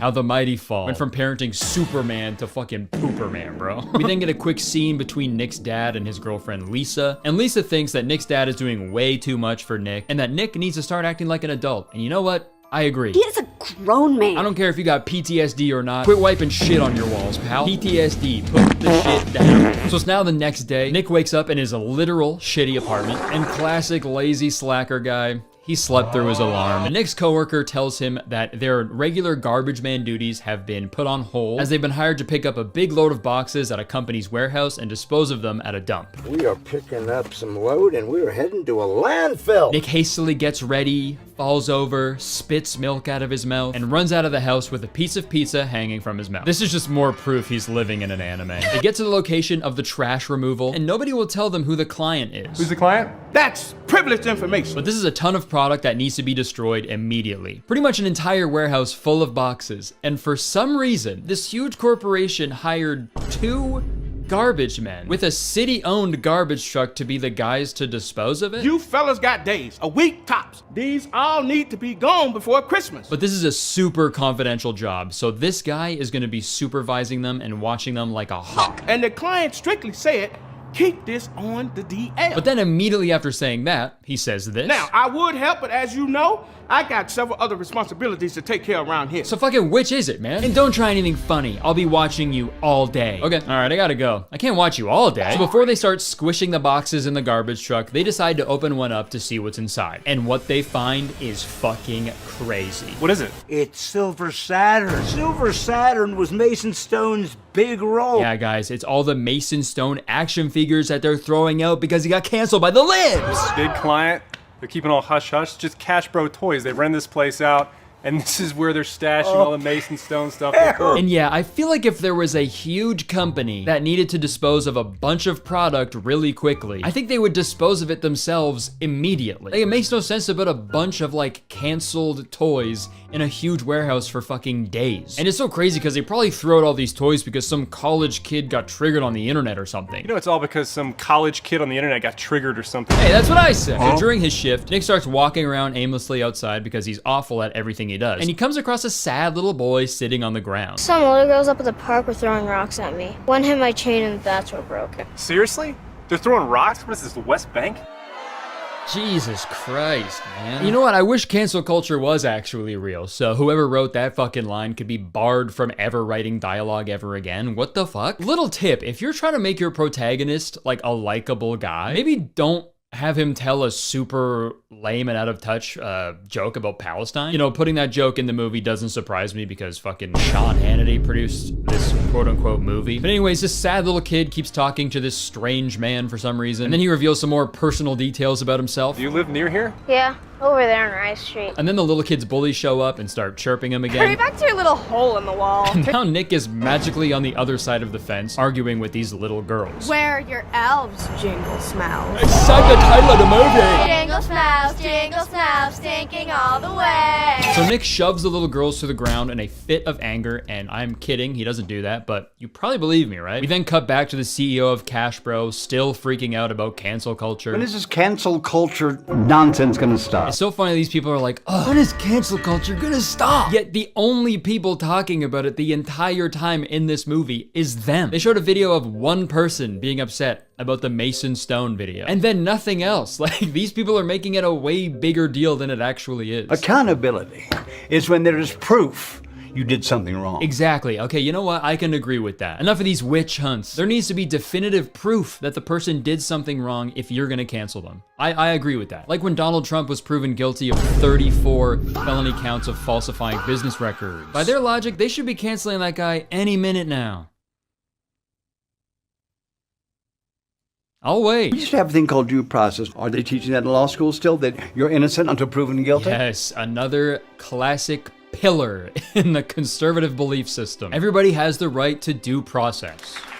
Unless you're an immigrant, of course. Then they don't give a fuck about due process. They'll just have ICE detain you, put you in a detention center, and then have you deported before you can actually have a real trial. Just like the founding fathers wanted it to be. Okay, so Nick then meets up with a popular toy review YouTuber named Pop Frog. This Pop Frog guy specializes in buying rare toys. So Nick's plan is to sell one of the discarded Mason Stone action figures to him. Is that a legit Silver Saturn? Pop Frog is a little skeptical, so he's got to do his intense, thorough investigation to see if it's legit. Let me check it out. Wow.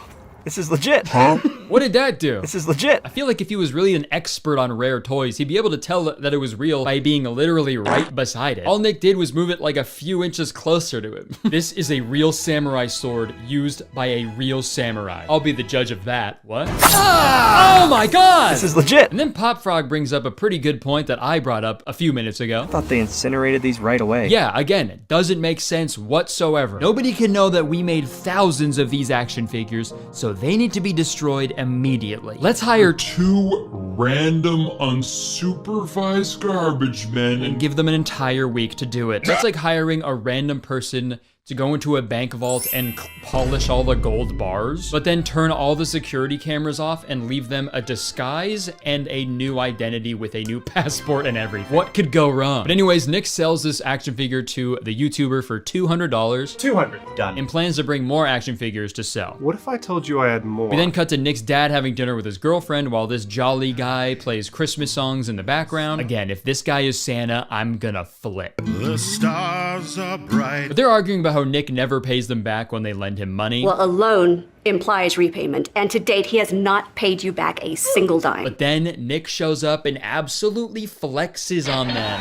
Hey, that's the first installment. What bank did you rob? We then get a nice clip of some textbook, awful editing. Where did you get this much cash? Or maybe his dad is a ventriloquist on the side, I don't know. Where did you get this much cash? We now cut to the little boy who is getting bullied. He opens his door and finds a Christmas present sitting on his doorstep. He opens it up and it's one of the canceled Mason Stone action figures. Wow. And the card attached to the gift reads, Merry Christmas, Silas, from Jingle Smells? So yeah, I guess Nick stalked this little boy to find out where he lived and then made him an accessory in his crime by giving him one of the stolen toys he was supposed to destroy. What a nice guy. Imagine on the card it said, P.S. Check your walls.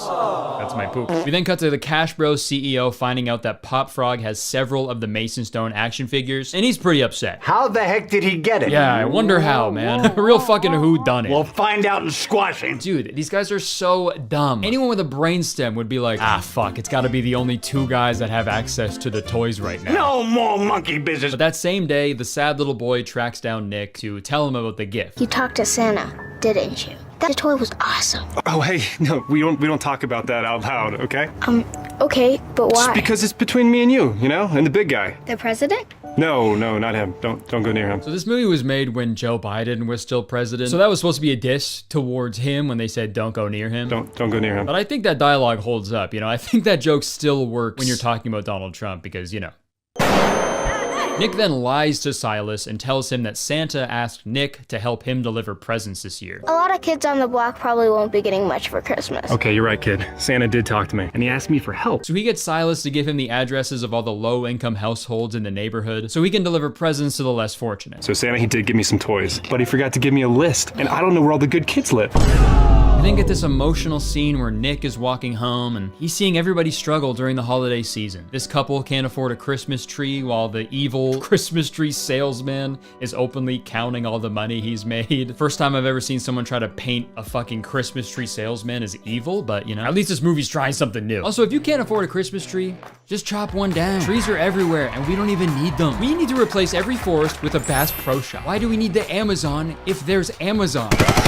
Sorry, I'm just trying to appeal to this film's general audience. So Nick is absolutely fed up with this Christmas injustice. So this is when he becomes Jingle Smells. He runs around town, dropping off gifts to the less fortunate kids all over. And when I say gifts, he's just dropping off the same couple of action figures to every household. And this is what is like so funny to me about a conservative Christmas film. Because Christmas movies are always about like being generous and charitable and helping people in need. But when the fuck has the conservative government ever done anything for people in need? Donald Trump's recently passed One Beautiful Bill Act will leave 18 million children without access to free lunches. Just over 1 million people will be cut off from their SNAP benefits, and also 12 million people could lose health coverage because of the bill's massive cuts to Medicaid. Which, by the way, 1 in 10 veterans rely on Medicaid for their health benefits, and the main character of this fucking movie is a war veteran struggling to get by in his daily life. Like, how do they not fucking see the irony, dude? A conservative Christmas movie does not make sense. Straight up, conservatives would not fuck with Santa Claus if he was a real guy. A dude from a foreign country giving free toys to children and eating your cookies? If Santa wasn't shot in the chest for trespassing, ICE would fucking capture Santa Claus and slit his throat live on Fox News. Alright, sorry, let's get back to the movie. All the kids find the action figures delivered to them by Jingle Smells, and word gets out about this. So we now cut back to the news anchors. Who left the gifts or where they acquired them remains a mystery. Who could it be? We then cut back to this guy playing the worst song ever on his guitar. If he's Santa Claus, I'm gonna flip.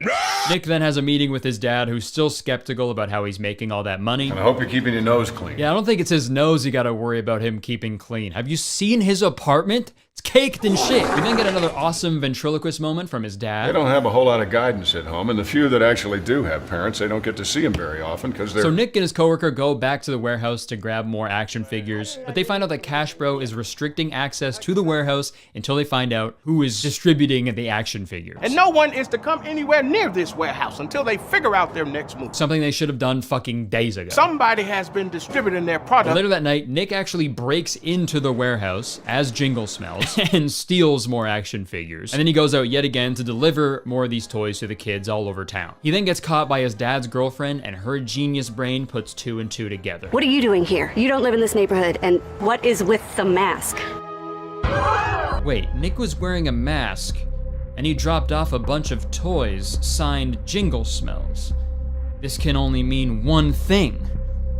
Nick is copying Jingle Smells. The next day, the sad little boy finds Nick and delivers some bad news. It's my mom. She works at the hospital. She heard 2 doctors talking. They said Santa can't visit the sick kids tonight. Said he had to cancel because there's a snowstorm. Yeah, there's a bunch of sick kids at the hospital who aren't getting presents this Christmas because Santa is gonna get stuck in a snowstorm.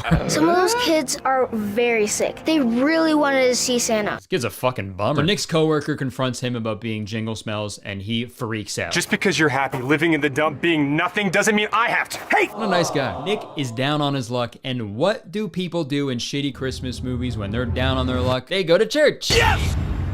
I could use some help. I want you to kill Peter Parker. Then the guitar man shows up, and they have an emotional conversation about Nick's experience in the army. And they die. There's warning, there's no reason for it, you know? I hate to break it to you, son, but that's just life. I get it. If he is Santa Claus, I am gonna flip. Every year I see it. A person who's good one year is just suddenly bad the next. No. Bah, humbug. Certainly not Nick Gutman, the military hero turned noble garbage man. How do you know my name? No. Hello. Thank you for all you've done to help us this year. Look at that. My little helpers have come to visit me on Christmas Eve. No. Merry Christmas, Santa. Grandpa. Oh. Merry Christmas. Grandpa. Something like that. No. Wait, no, hold on. Seriously, how do you know my... He was Santa? I fucking knew it, man. I'm so pissed. I am about to flip. Okay, so let me get this straight. In this universe, Santa exists. Santa is a real guy, and that guy was Santa the whole fucking time. In that case, Santa is a fucking asshole, dude. There's a whole street of kids in that town who just never got toys on Christmas. A lot of kids on the block probably won't be getting much for Christmas. And there's sick kids at the hospital who never got toys either. Somebody needs to bring them toys. And he said Santa can't deliver them because of a snowstorm. Said he had to cancel because there's a snowstorm. He's there. Santa is there already. Dude, just walk him over. I hate to break it to you, son, but that's just life. Fuck Santa, man. Fuck Santa. Okay, we're almost done the movie, thank God. Nick goes to the hospital and he sneaks around to deliver these toys to the sick kids. And I'm guessing security cameras don't exist in this town, which is, you know, pretty convenient because Nick would have been caught several times already. I also can't help but wonder why he didn't like just sell all of the action figures and then use the money he got from selling the action figures to buy like a huge assortment of gifts instead of giving everybody these random ass fucking action figures, right? All those kids are probably like, the fuck am I gonna do with this? The movie never even came out. I wanted V-Bucks. The fuck you say to me, you little shit? Nick ends up getting caught by his father at the hospital, and his dad is pissed. Come on, you gave me $1,000 cash, and you made me an accessory. Well, you know what they say. Some accessories are required. Am I smiling? No. But yeah, I don't know what he meant by that. I think they mixed up some assembly required and accessories sold separately. Some accessories are required. It was a good effort though. But shockingly, you're not gonna believe this. Nick's dad, the police officer, bends the rules yet again to let Nick deliver the toys. I'm giving you 5 minutes. That's it, Nick. Then we need to get you out of here. Jingle smells, Stinking all the way. Gives out toys to girls and boys with a garbage truck for a sleigh. Hey! Freestyle, okay.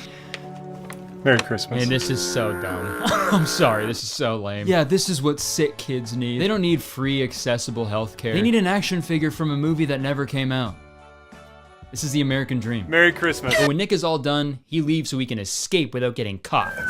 Don't move. Nah, just kidding. They don't shoot him. They put Nick in handcuffs and they bring him to the Cash Bro headquarters for some reason. I guess it makes sense. If they brought him to jail, he'd just get fucking bailed out again, so it's not a big deal. And then the townsfolk show up and start protesting by singing the Jingle Smells song. Jingle smells, jingle smells. The Mason Stone actor guy shows up and he absolutely owns the libs yet again. This got it, snowflakes. And then the Cash Bros CEO just changes his mind immediately about Jingle Smells. I was wrong. I was wrong. And he lets Nick go. Officer, I'm not pressing charges.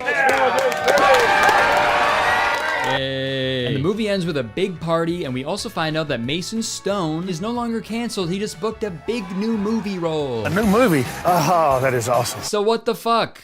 This entire movie, they're like, cancel culture has gone way too far. It is a real thing that exists, and it's ruining everybody's lives. Jingle Smell's secret identity is Nick Gutman. He's a warrior for standing up to cancel culture. And then you end the movie by literally showing it does not exist. Dude, what the fuck? I guess everybody deserves a second chance. But yeah, that's the movie Jingle Smells, guys. That movie stunk more than Nick's walls, man. Holy shit. I think overall, I'm gonna give Jingle Smells a 1 out of 10. I would give it a 0, but this movie actually did something pretty cool, I think. This movie shows us what we have to look forward to if the conservative government continues to cut funding to art programs, okay? And I'm sorry for repeating myself again, but it's just so bonkers, man. The idea of a conservative Christmas movie, it's kind of an oxymoron, you know? Like, in no way was this movie ever going to be good. Christmas is about giving back and helping out underprivileged and marginalized communities. And that kind of goes against everything the conservative government cares about, which is, of course, making a small group of billionaires even richer than they already are. So the responsibility falls on us yet again. Somewhere around this video, you'll see a link to donate to a fundraiser for Feeding America. They are the largest hunger relief organization in the United States, and they've been given a 95% approval rating on Charity Navigator. So they actually do like good, honest work when it comes to eliminating hunger in America. And whenever I talk about American politics on my channel, there's always hundreds of comments that say something along the lines of, "Bro, what do you care? You're Canadian. This doesn't even affect you, bro." Which is probably the most American thing you could ever say. Half of my audience is American. I don't know what they're teaching in geography down there, but we do share a pretty big border. We're your fucking upstairs neighbors. And I've also done a lot of work in the US, which means I've paid a lot of US taxes. I've probably paid more US taxes than those fucking billionaires, man. I'm gonna live there, bro. I think I know more about American people than you do. So yeah, if you have the means to donate anything this holiday season, please feel free to donate to Feeding America. Any little bit helps, and I will also be matching donations up to $10,000. All right, guys, that's it for the video, and also that's it for 2025, dude. Whoa, it's been a crazy year, man. Finished my very first world tour. I did a bunch of shows in Europe and the UK for the first time in my life, and I had the most incredible time, man. I did shows in some of the world's most iconic venues all across America, Canada, Australia as well, and this has honestly been the best tour of my entire life, so thank you so much to everybody who came out to those shows. I am taking a break from touring next year, so I'm very excited to have some time at home, you know, so I can put all my energy into YouTube and making the best videos I possibly can. I have a lot of really fun video ideas that I've been wanting to make, but my touring schedule has been pretty gnarly. But yeah, anyways, thank you for the ongoing support. I really do appreciate it. Hope you guys have a nice holiday season and a happy, fun, safe new year, and I'll see you guys in 2026. Yeah, like, comment, subscribe, all that bullshit, and trust me, I would stick around, but unfortunately, I have to go. I have to go deliver a bunch of toys. I've been Santa the whole time. My shows in Irvine are only a month away. We added a 6th show due to overwhelming demand. It's gonna be the best weekend ever, so make sure you get your tickets before they sell out. Okay, enjoy the video. Folks, I've talked about many men in my career, whether it's e-boys or soft boys or alpha males. I feel like they all sort of fall under the same F-boy umbrella. And much like an umbrella, they are also stopping people from getting wet. And all these F-boy adjacent guys are pretty wild in their own little fun ways, but I think I may have found the F-boy final boss. The fellow we're gonna talk about today is a creator named Garrett Nolan. First off, I gotta show respect. He's got 2 first names, just like me, Garrett Nolan. Those are just 2 guys. Same as Kurtis Conner. Those are just 2 guys. Garrett has had some pretty viral TikToks over this past year, and every time I see one of his videos, I get like really uncomfortable. And you know, misery loves company, so I figured I'd show them to you and we'd talk about them today. So this guy does a lot of like acting POVs. And we'll dance our socks off. Thirst traps, little comedy sketches, you know, he does it all. But there's just something about his videos, man. He's like every F-boy smushed into one, dude. He kind of reminds me of that scene in Fellowship of the Ring in the caverns of Isengard. All the little orcs are digging out the big, huge, like bad guy orc out of the dirty, like muddy goo. And this orc is like the amalgamation of all the other little orcs mixed into this one super orc. And I think that's what Garrett Nolan is. He's kind of like the big, bad final orc of the F-boys. And before we get into the bulk of this video, please don't go to this person's page, send any hate or anything. That's never what I want to happen with my videos. We're just goofing around here, man. We're just engaging in some buffoonery, some tomfoolery if we're lucky. All right, let's watch one of his TikToks. Sorry, baby. Hey, breathe, breathe. It's okay, love. Remember, we date. It's actually loyalty over love. I'm not leaving over an argument. I'm not leaving because you still have unhealed wounds. I'm not leaving because you messed up.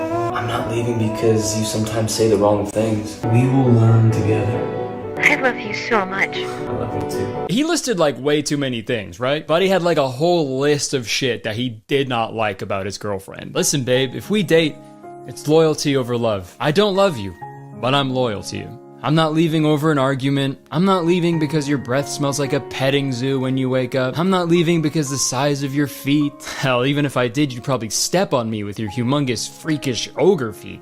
Fuck. I'm not leaving you because of your unibrow or your forehead or your butt chin or your chin butt. Together we'll find a way. for me to ignore all of that stuff. I love you so much. I loyal to you too. But yeah, this Garrett guy does a lot of these videos where he'll like make up a relationship scenario where the girl is crying and then he steps in like, shut up. It's fine. I'm the solution. Why would you cry when I'm me? Here's another one he did. What's wrong? Nothing. Love. What's wrong? Nothing at all. Love. That's supposed to be teardrops? It looks like they put like a spray bottle on her cheek. That's how people cry, right? Love, it's okay. It's okay. I'm here. I'm here. Everything's fine. You're safe. What's wrong? I just really need you. You have me. Yeah, that's cute and all, guys, but you're kind of taking up the whole hallway. It would have been so great if this video ended with a guy just being like, oh, sorry, just let me squeeze past you guys here. Sorry. And you know what? I don't know what it is about me. Maybe I'm getting old. Maybe I'm just a fucking douchebag. But like, who is this for? Who is this content for? Because I looked through the comments and literally all of them are people just being really, really sad. Oh, to be loved like this. I want this, but I'm too single. Yeah, I wonder why. Your name is Draco Ron Simps. Sorry. I wish someone would treat me like that. It would be nice to find a man like that. Maybe it's the side of TikTok that I'm on, but when I went to the comments, I was baffled, dude. I was like, why is nobody hating on this right now, dude? Everybody in the comments are either sad about their own love life or just gassing this video up like crazy. Like this guy's comment. Give this guy a Grammy or something. A Grammy? like the music award? Listen, you can like whatever TikToker you want, but I don't think this video is eligible for a Grammy nom. Okay? Obviously, the person who commented this confused the Grammys with the Oscars. Or wait, hold on. The person who commented this isn't even a person. That's a car. A legit car left this comment, dude. And it kind of makes sense that a car wouldn't want to associate with the Oscars. Cars was famously snubbed in 2006. And the Oscar goes to Happy Feet. George Miller. Sorry, we're getting a little off topic here. It's just always super funny when dudes like this like make up these scenarios to make themselves look like a super sick guy. I've always wondered this. Why is it that all the dudes who make content about like how great of a boyfriend or how great of a husband they would be, they're always single? Isn't that fucking weird? Obviously, I can't 100% confirm that Garrett is single, but I did listen to the worst podcast episode ever recorded. Just saying a lot coming from me. SpongeBob, Patrick, Squidward, Sandy. But the podcast I listened to was by a guy named Peter Vigilante. Fucking killer last name. But here's a little clip from it. If I'm not allowed to like a post, which means you think I'm doing something devious, right? Ooh. That means you can't post a bikini pic because now you're posting it for devious reasons. Because if you think that... Yeah, not good. But they had Garrett as a guest and he confirmed that he was a single man. I'm a single male. And that was 3 months ago. So if I'm wrong, I apologize, but that was the most recent piece of evidence I could find. But it's just so weird that all these dudes who are like, I'll be there for you, I'm always there, I'm like the best guy. They never have a girlfriend, ever. It's a fucking fresh and fit syndrome. Like if these guys are basing their entire careers off of meeting women, dating women, being attractive to women, why aren't they all fucking married? Or just like in a relationship at the very least, right? Like you think they would have figured it out by now, right? Like that's if a guy was making like video production tutorials that look like this. So the first thing you need is a nice camera like this. And secondly, you need a good microphone to pick up a good quality audio. You know, no pun intended, I don't mean to single out Garrett with that criticism, you know, I don't want to just stoop down to ad hominem attacks, right? But speaking of ad, let's hear a word from today's sponsor. This video is sponsored by Opera. I'm on my computer all day, every day, so I need a browser that can keep up with the 30 things I'm doing at once, and that's why I use Opera. And it seems like the guy we're talking about in this video is pretty obsessed with his features, but the only features I'm obsessed with are all the features that Opera has to offer. Like Aria, Opera's native browser AI. You can chat with Aria to get quick, clear answers on whatever topic you need assistance with. You can highlight any text online to get a quick explanation, explore the topic further, or get a translation. You can also activate their new page context mode, which allows you to get any page summarized in seconds, and it also allows you to extract specific information and translate any text. There's tons more you can do with Aria as well, but I'd be here yapping for hours about it, so might as well just try it out for yourself. Opera also has a built-in ad blocker, which is absolutely incredible because have you guys tried reading articles articles lately. It's just ads now. I don't know what happened. And also loading all those ads slows down your browser performance. What the hell? And with Opera, you can get rid of all those ugly, annoying ads with just one click for a clean, smooth browsing experience. And speaking of a clean, smooth browsing experience, let me tell you about Opera's Tab Islands feature. When I'm using Opera, I'll have tabs open for my main channel videos. I'll have tabs open for podcast stuff, other tabs open with like Word documents and calendars, emails, etc. And that can get overwhelming pretty quickly. But with Tab Islands, you can easily organize your tabs for effortless browsing. It truly is a game changer. So if you want to vastly improve your browsing experience in every way imaginable, use my link below to download Opera today for free. You won't regret it, I promise. Okay, thank you so much to Opera for sponsoring this video. Back to me. Okay, guys, let's move on from the relationship POVs for a little bit. Garrett also makes a lot of videos that straight up... And guys, I read so many comments trying to figure out what the hell that means. The best explanation I could find is if someone's hands are shaking before they fight. They're auditioning for a musical. They're giving jazz hands. I guess it means they're experiencing a lot of adrenaline. And I guess if someone's experiencing a lot of adrenaline, they'll just fucking kill you or something. I don't know. But a lot of the comments were just as confused as I was. When my hands were shaking, I thought it was because I was scared. That's so funny. Because, like, you probably were also scared, man. It's so funny. People think one thing. They see a video on TikTok that maybe could be another reason. And they're like, oh, okay, got it. That's why. You tell me any information and I'll believe it. Fuck, that's so funny. I thought I was terrified, but I guess it was just the adrenaline. And I guess that wasn't piss coming out of my wiener. That was adrenaline juice. But I think we all know why his hands were actually shaking. The vaccine. It's gotta be it. We've all seen that one video of the girl's legs shaking after she got the vaccine. I'll have what she's having. Thanks a lot, Pfizer. Pfizer, I hardly know her. And you never want to fight a guy who's had the vaccine, because then you're gonna catch it. That's why I wear a mask everywhere I go, because I don't want to catch the vax. Garrett also made another fighting video in this style, so let's check that one out. So let me break it down. He's saying that guys raised by their dads, they want to stand and fight, but guys raised by their moms, they wear button-up shirts and walk away. I don't know how accurate that is. I feel like dads walk away from shit all the time. In my own life, I've seen at least one dad walk away from a tough situation. You know, if we're being realistic here, the kid raised by their dad would actually be the one walking away. But then you'd still see them on weekends and Christmas. I think this is my favorite video of Garrett's though, because before this, nobody was hating. So I was starting to feel like a douchebag, thinking that these videos were like a little strange. But this was the video that finally had people being like, you know what? What are you talking about? Because obviously, this isn't true. Some kids who were raised by their moms were fucking dickhead bullies because their moms sucked. And some kids raised by both parents were dickhead bullies because both their parents sucked. So it was nice to see people goofing on this video a little bit. And this actually spawned a tiny trend of people like stitching this TikTok.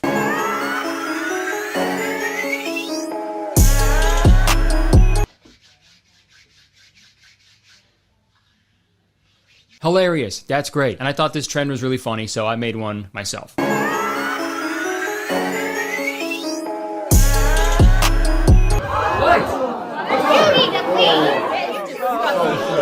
obviously Garrett's content is harmless. Mostly. Some of the content starts getting into some strange territory.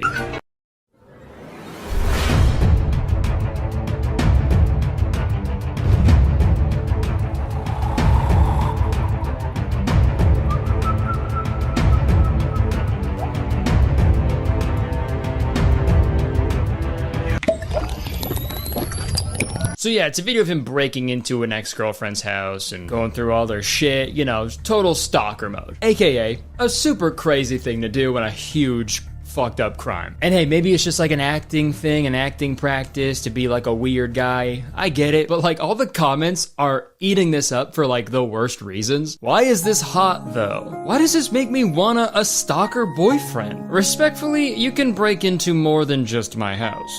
If I had someone this obsessed with me, I'd be so happy. Jesus Christ. Guys, go to therapy. Obviously go to therapy or just go outside. Either one of those, okay? This should not get you all hot and bothered. This should only get you bothered. If this is attractive to you, someone breaking into your fucking house, you're weird. That's weird. And before you comment, hey, don't kink shame, I'm not, okay? Because that isn't a kink, that's a crime. It ain't a kink, it's a crime. This is like a gnarly, life-ruining crime, okay? I don't think that should be a kink. Your Honor, we have unrefutable evidence that this man murdered his ex-girlfriend. A truly heinous act. All right, objection, Your Honor. No kink shaming. What do you mean kink shaming? It's literally murder. No, he's right.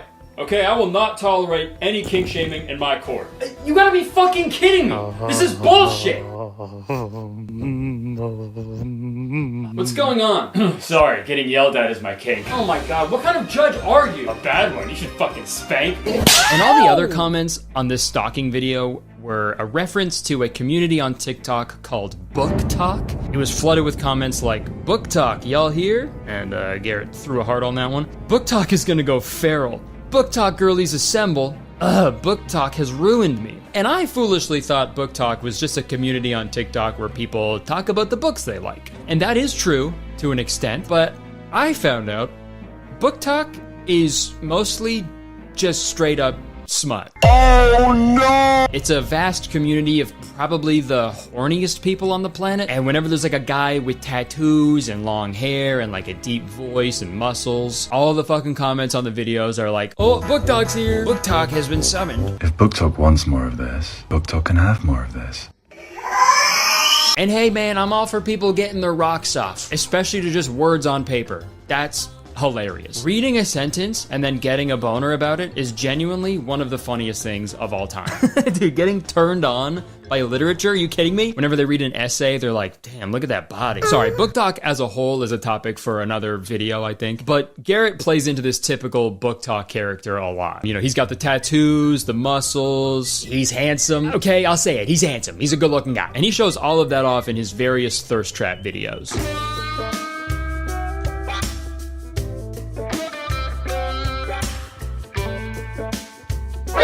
Sorry, he's walking towards me with a hammer. I got scared. Is that why construction always takes so long? Dudes are on the side of the road just thirst trapping all day. Those hats used to be soft, if you know what I mean. Yeah, he's got a lot of thirst trapping videos on his account. And hey man, that's your wiener. Okay, got it. Jeez, that's your entire wiener right there. Hello. That's fucking gnarly, dude. I mean, at the very least, his videos are like the true lesbian test. Like if you're unsure if you're a lesbian or not, I can just scroll through this guy's page. Like fucking jeez, man.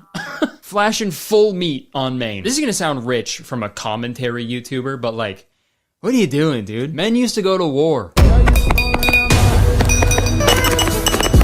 Never mind, he's still doing it. He's still going to war. Damn, give this guy a Grammy. So that video is pretty impressive, but like, dude, it is super fucking funny to put on like a bulletproof vest and look all super tough and stuff and flex your guns while the gun is making like the cutest noise ever.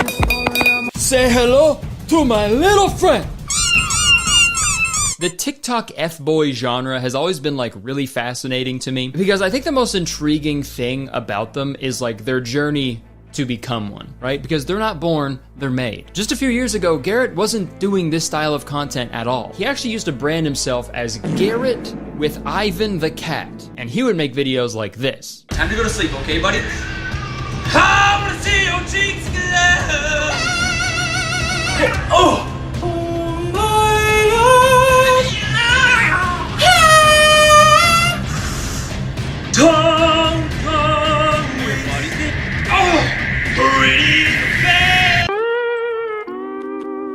Yeah, I'm actually really glad he stopped doing this kind of content, because what the fuck, man? This poor cat, man, what the hell? I feel like even a serial killer would be like, yo, he's up on the cat, man. You're being a little too rough on him. Like, dude, he has a full My Cat Bites Me When I Sing mega mix on his channel that's a half-hour long. And first off, if you're watching a full half hour of the same fucking annoying bit over and over again, you're cooked. Sorry to break it to you, you're absolutely cooked. You're done. And secondly, I don't think your cat bites you when you sing. I think your cat is biting you because you're holding on to it and won't let it go when it's clearly telling you that it wants to be let go. And dude, all the comments are like, oh my god, it's so funny. And it's like, hey, no, it's not. Like, not even a little bit. It's not fun. It's just bad pet ownership. Like, what a fucking rebrand that was, eh? Yeah, I used to hold my cat hostage, now I scream. It's funny to compare like the current Garrett to the old Garrett with Ivan the cat, because now his whole shtick is like being attractive to women and stuff, but like treating an animal like this is like the biggest possible red flag, I think, right? Yeah, I guess I'm not like those other tall, handsome, buff, tattooed men. I'm also sensitive. I'm attentive and I'm gentle too. Sorry, it's my cat. 1 second.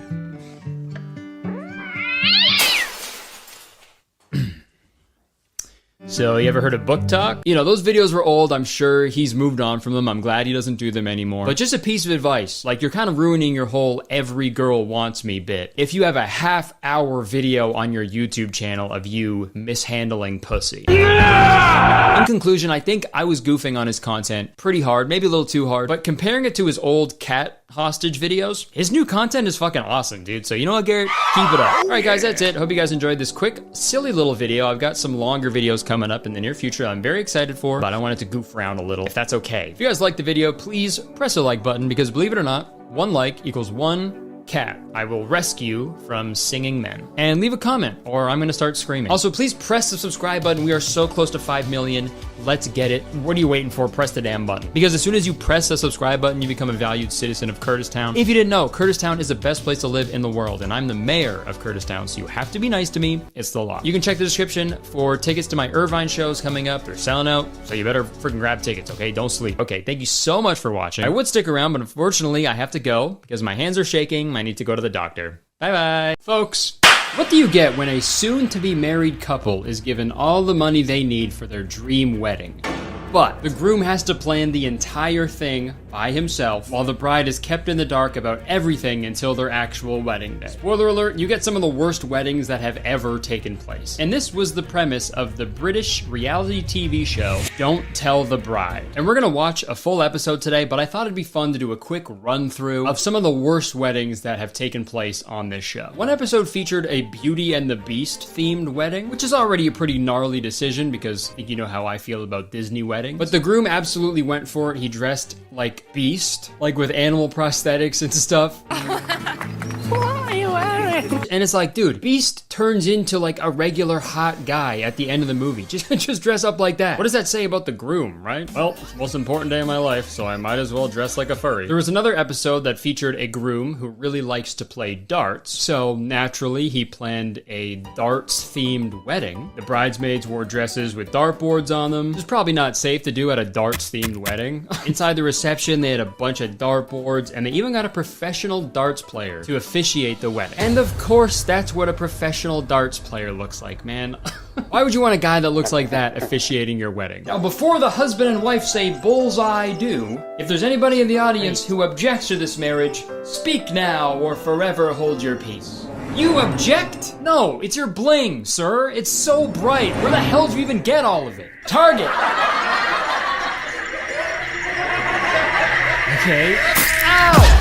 So I think you guys get the gist of the show. Guys are super dumb and pretty much clueless when we're left to our own devices, and it's hilarious to watch. But my favorite part about this show is seeing like the husband's logic and how they arrive at the choices they make. And I found a great episode that demonstrates that pretty well. So without further ado, let's watch an episode of Don't Tell the Bride. With just 3 weeks and £14,000 to throw the wedding of a lifetime. So yeah, that piece of information like almost excuses any of the insane decisions that the grooms make. Because, I don't know if you guys know this, but my wife and I actually had 2 weddings. And let me tell you, each of those weddings took way longer than 3 weeks to plan. And they cost much more than $14,000. Or sorry, they use pounds. They use pounds in the UK. 14,000 pounds is $24,000. So yeah, it's not like a super low budget, I guess. It's not that bad, but still, like, things add up when you plan a wedding, trust me. You'll see going forward that even with the budget and time constraints, there is no excuse for the wedding that is put on by this groom. This episode follows 33-year-old Adam and 23-year-old Bianca. And the episode starts with a little blurb about how they met. When they met 18 months ago on a dating app. When I first saw Adam, I was attracted instantly because he had like the rugby photo, the action shot. She looked like she squatted, so she had a nice bum. Sorry, I never cry, but sometimes you hear something so nice and you just can't help it. Nice bum. And this next part of their origin story is pretty wild because apparently Bianca was not planning on getting into a serious relationship whatsoever because she had a big trip planned in a few months. I knew I was going away, my tickets were booked. But when Bianca left for the trip, Adam really missed her, so he decided to join Bianca on her 9-month-long vacation. We went from just being, casually dating to literally spending 9 months in each other's pockets. Take notes, boys. That's a good dude right there. That's what you gotta do, man. If a girl says she's not looking for anything serious because she's going on a really long trip in a few months, that's an open invitation, brother. And at the end of their vacation, Adam decided to pop the question. I came up with this idea of making a heart out of rose petals. The fact that he set it up, you know, that's something that I wouldn't expect Adam to be capable of. Okay. That's definitely something every guy wants to hear from their fiance. Yeah, I never knew he was capable of setting things up. You know, I asked him to set up the patio furniture one day. He got so scared he called the cops. Well, he tried to, but he never really figured out how to set up his phone. And shortly after their engagement, they discovered that Bianca was pregnant. 18 months after first swiping right, the couple now have a new life together in South Wales. So now we got a good understanding of the couple, and at this point of the episode, they asked Bianca what her ideal wedding would be if she could make all the decisions. My ideal wedding would just be a glamorous, classical day. I don't want a theme or anything related to what we've done before. I want this to be a new chapter, you know, a new experience. No jokey, gimmicky things, you know, just very elegant. Okay, so classy, elegant, simple wedding, no theme, no jokey gimmicks or anything, not referencing anything they've done in the past. Try to remember those when we hear Adam's ideas. Fate has played a huge part in my life, so I'm going to let fate decide the major decisions of the wedding. I will come up with various options, and Bianca will unknowingly choose her own wedding. Absolutely 10,000 IQ play right there. He's gonna make Bianca randomly choose what her wedding is going to be like with the use of sealed envelopes because... It gives me sort of a get out clause, because ultimately if the day doesn't work out, then it's Bianca's fault. Nice, man.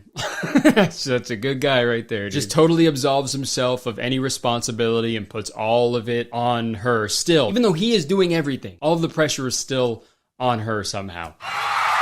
Good guy. So while Adam plans the wedding with his brother for the next 3 weeks, Bianca is sent away on a little family vacation that Adam isn't allowed to invite himself to this time. And as Bianca sadly drives away, Adam immediately starts to work out the details of the wedding.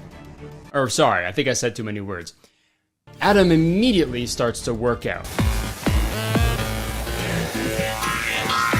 Imagine he just doesn't get anything ready for the next 3 weeks because he's just been working out the entire time. Bianca shows up at like an empty church 3 weeks later and he's at the fucking altar like, oh, how do I look? Spent 14,000 pounds on steroids. I hope that's chill. Okay, this is when we find out Adam's 2 ideas for the possible themes of their upcoming wedding. So already it's not looking good because Bianca clearly said she does not want any themes. I don't want a theme. And both of Adam's ideas are themed weddings. Me and Bianca fell in love through travel, maybe getting married on a plane. And the other option is obviously a big part of my life before Bianca came along. Well, obviously I was a prison officer. So we'll look at getting married in a prison. Get married in a prison. Yeah, his 2 options are either getting married on a plane or in a prison. I mean, what's the difference? Get me out of here, I'm innocent. So to remind you, Adam is gonna have his brother present 2 options, like 2 sealed envelopes to Bianca for her to decide like major aspects of their wedding. But she doesn't know what she's picking really. So if it ends up bad, it's all Bianca's fault, quote unquote. If the day doesn't work out, then it's Bianca's fault. You know, because she chose it, right? And it's like, not really. That's really not how that works, especially when both the options are bad. No matter what she picks, it's gonna be a shit wedding. Also, like, as bad as the plane idea is, at least it like kinda makes sense. They love traveling. You travel on a plane, but getting married in a prison because Adam used to be a prison guard? That's fucking insane. Obviously, don't base your wedding off of a job you used to have. What the fuck? So right around here is where the wedding will take place. Looks perfect. Can I ask why you want to get married in the desert anyway? Well, I actually used to work out here, so it just felt right. Oh, okay, that makes sense. What'd you do for work? I used to disarm active minefields. Oh, cool. Well, if you would just follow me this way. Never said I was good at my job. Okay, so Adam's brother heads over to Bianca so she can make her first decision, prison or plane. She's obviously pretty nervous and confused, but she ends up picking the right envelope. Not the right envelope, because like both of them are wrong, I think, but she picks the envelope on the right. I'm gonna go right. And that means... Yes. We're doing the plane, yeah? So they're getting married on a plane. And at first I thought this was gonna be like a regular plane with like strangers on it and shit, which would have been fucking insane, but like I've seen crazier shit on airplanes, so I guess it's not that big of a deal. If I had to choose between seeing someone get married or seeing somebody like pick their toenails on a plane, I'm picking the wedding every time. But Adam at least has the decency to book out an entire airplane to fit all the wedding guests. I know Taylor Swift would be so proud of him. Just a joke. And you may be thinking, now this plane that Adam is renting, is it going anywhere? Is this plane whisking everybody away to a beautiful wedding destination? Is the plane taking people to the reception, at least? No.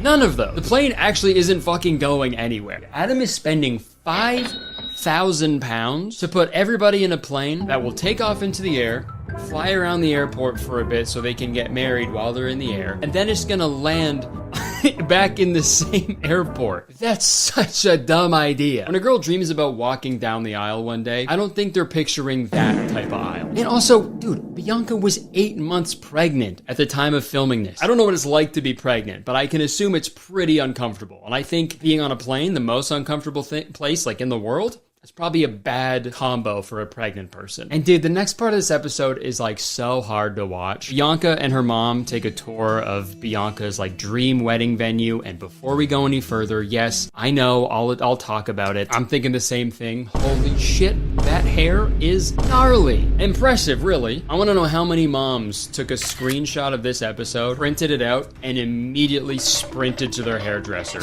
Because this is the ultimate Karen cut. Dude, if I was working a retail job and I saw her walk in, I am quitting on the spot. All jokes aside though, as diagonal as her bangs are, she's actually the most level-headed person in this whole episode, I think. And this part is just so hard to watch because all Bianca wants is a nice classic wedding to celebrate their love. You know, just no bells or whistles, super simple. And you'd assume that would be easy for Adam to pull off. Peace and love, he seems like a pretty simple guy. But while Bianca's looking at this wedding venue, Adam is on like a cramped airplane like, yeah, this will be good, bro. Perfect for a wedding. Yeah, maybe they'll even have a movie playing on the little telly screens. Is being 17,000 feet in the air pregnant gonna make her happy? Well, she hasn't got a choice. That's the situation I've left her in. Such a shithead. Sorry, I'm being a little mean. Maybe he'll redeem himself with the wedding reception. Unfortunately, he wants the reception to be themed as well. Adam wants to hold a Thai beach party reception. Because they got engaged in Thailand. And although the plane is a bad idea, maybe he'll pick a pretty venue for everybody to eat and dance away the memory of their terrible high-altitude wedding. Let's see what he picks. Oh.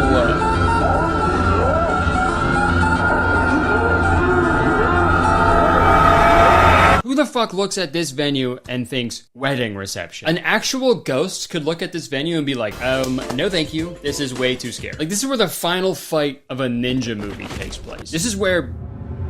House. This is warehouse. This old dirty warehouse with a leaky ceiling is the venue that Adam chooses for the reception. And he hires this guy to transform the building into Thailand. So I want all my guests to be transported to Thailand. It's also super funny that he says he wants all of his guests transported to Thailand after being on a vehicle that could literally transport them to Thailand. We're not going to get a better space than this, are we, really? I don't think so. So I'm going to shake your hand on it. Guys, you must know better places exist, right? Feel bad for these guys. Okay, so they're now halfway through their £14,000 budget, but all they have is the plane ride and the reception venue. They still need to buy rings, dresses, suits, shoes, food, drinks, and a bunch of sand to be transported to the warehouse so it can look like Thailand. We want to fill it with sand. You know, the things that every wedding has. And you know, as much as I'm making fun of these guys, budgeting, it's pretty difficult, right? It's hard to do for a wedding. It's hard to do in our everyday lives, which is why I'm so excited to talk about the sponsor of this week's video, Rocket Money. That's right, this video is sponsored by Rocket Money. Folks, a little while back, I found out that I was being charged every month for a podcast hosting service that I stopped using like a year ago. And this has happened to me several times in the past, where I sign up for something as like a free trial, and then the 30 days go by, they start charging me, I completely forget about it, and then by the time I remember it,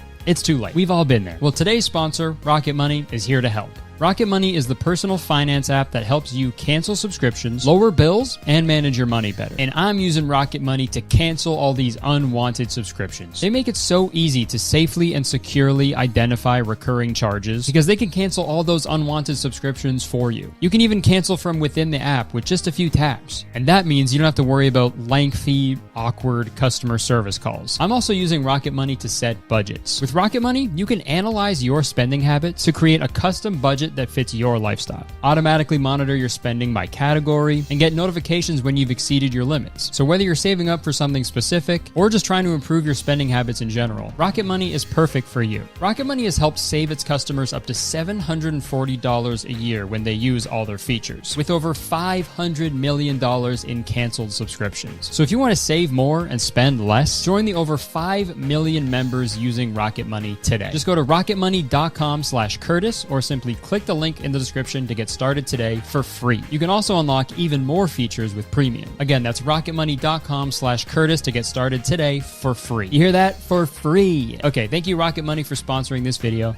Back to me. And next up is the dress. One of the most important parts of the wedding day. You know, some girls go their whole lives dreaming of their perfect wedding dress. It's an incredibly pivotal part of the wedding. So it's such a big decision, Adam has no choice. But Bianca does. She has to choose whether she wants a cheap dress or an expensive dress. Ideally, we want the least expensive. And they say chivalry is dead. I don't want too much booby, see? I like this one with the cleavage. But unfortunately, she chooses the cheap dress. So the cheap choice it is then. In this next part, Bianca goes dress shopping so we, the audience, can see what type of dress that she would choose if it was up to her. And this is when she voices her concern about Adam choosing the dress. I'm a little bit worried because I'm 7 months pregnant now. Hopefully Adam thinks about that as well when he sort of thinks about his choices.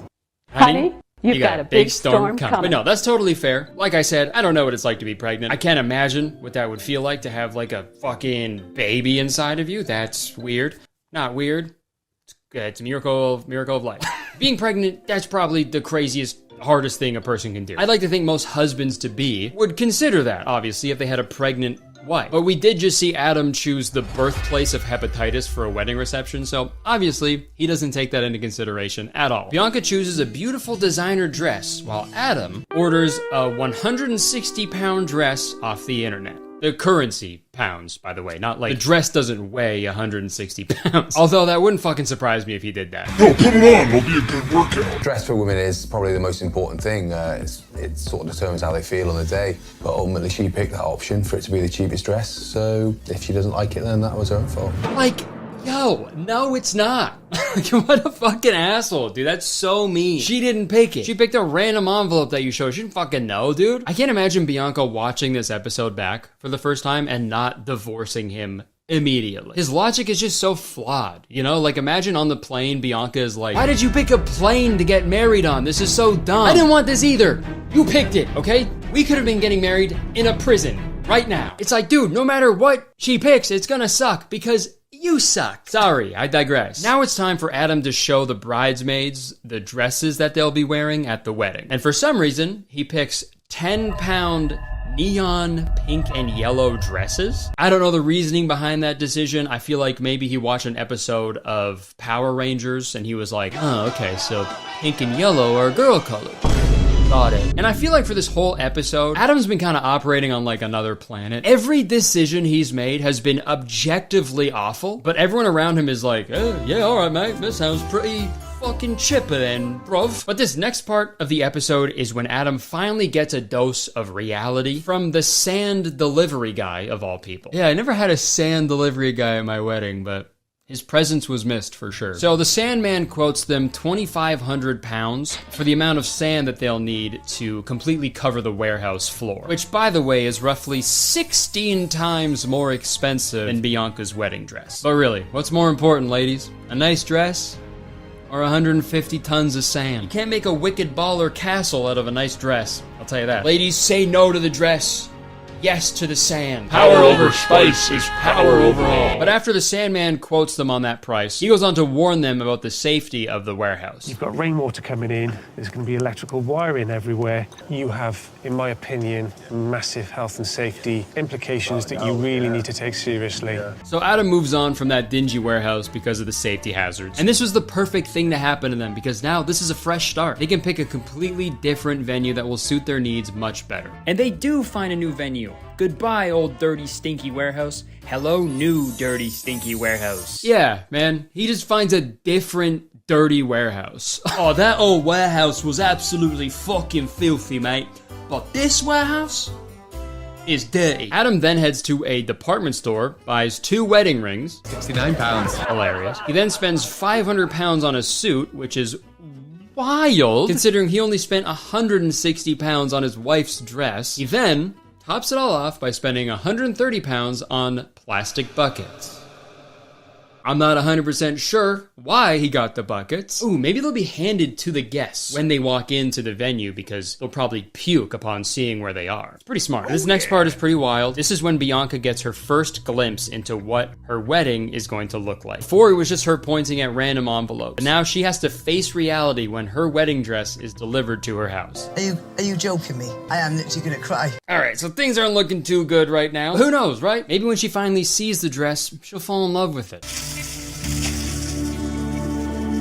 The neckline's crap, the arms are crap, the length of it's crap, the material's shocking. rubbish. Why play games with me now? Okay, this is really sad to watch, obviously, but God, it's even sadder because, like, of what we know. Like, I'm sorry about your dress, but you don't even know the half of it. You don't know anything about the dilapidated warehouse that's being filled with sand. It's about to get so much worse. And this is the challenge of the show, I guess. Weddings are inherently expensive, so if you spend a big chunk of your budget on one aspect of it, the other aspects are gonna suffer. So it's just a matter of knowing your partner and what they value the most. And I guess sometimes dudes don't know their partners that well at all. And it's just so frustrating because it's like, you could just get married in like a pretty part of a public park, right? Kind of like Eminem there. I got married in a pretty part of a public park. But no, seriously, just fucking get married in a park for free. Rent out like a big cheap tent for the reception. And then spend the rest of the money on stuff that like matters, right? Like, why does there always have to be a fucking theme in these episodes? It's like, you know, an Extreme Makeover Home Edition when they're showing the family the renovated house. And then when they get to the kids' room, they're like, hey Braxton, we heard you like swimming.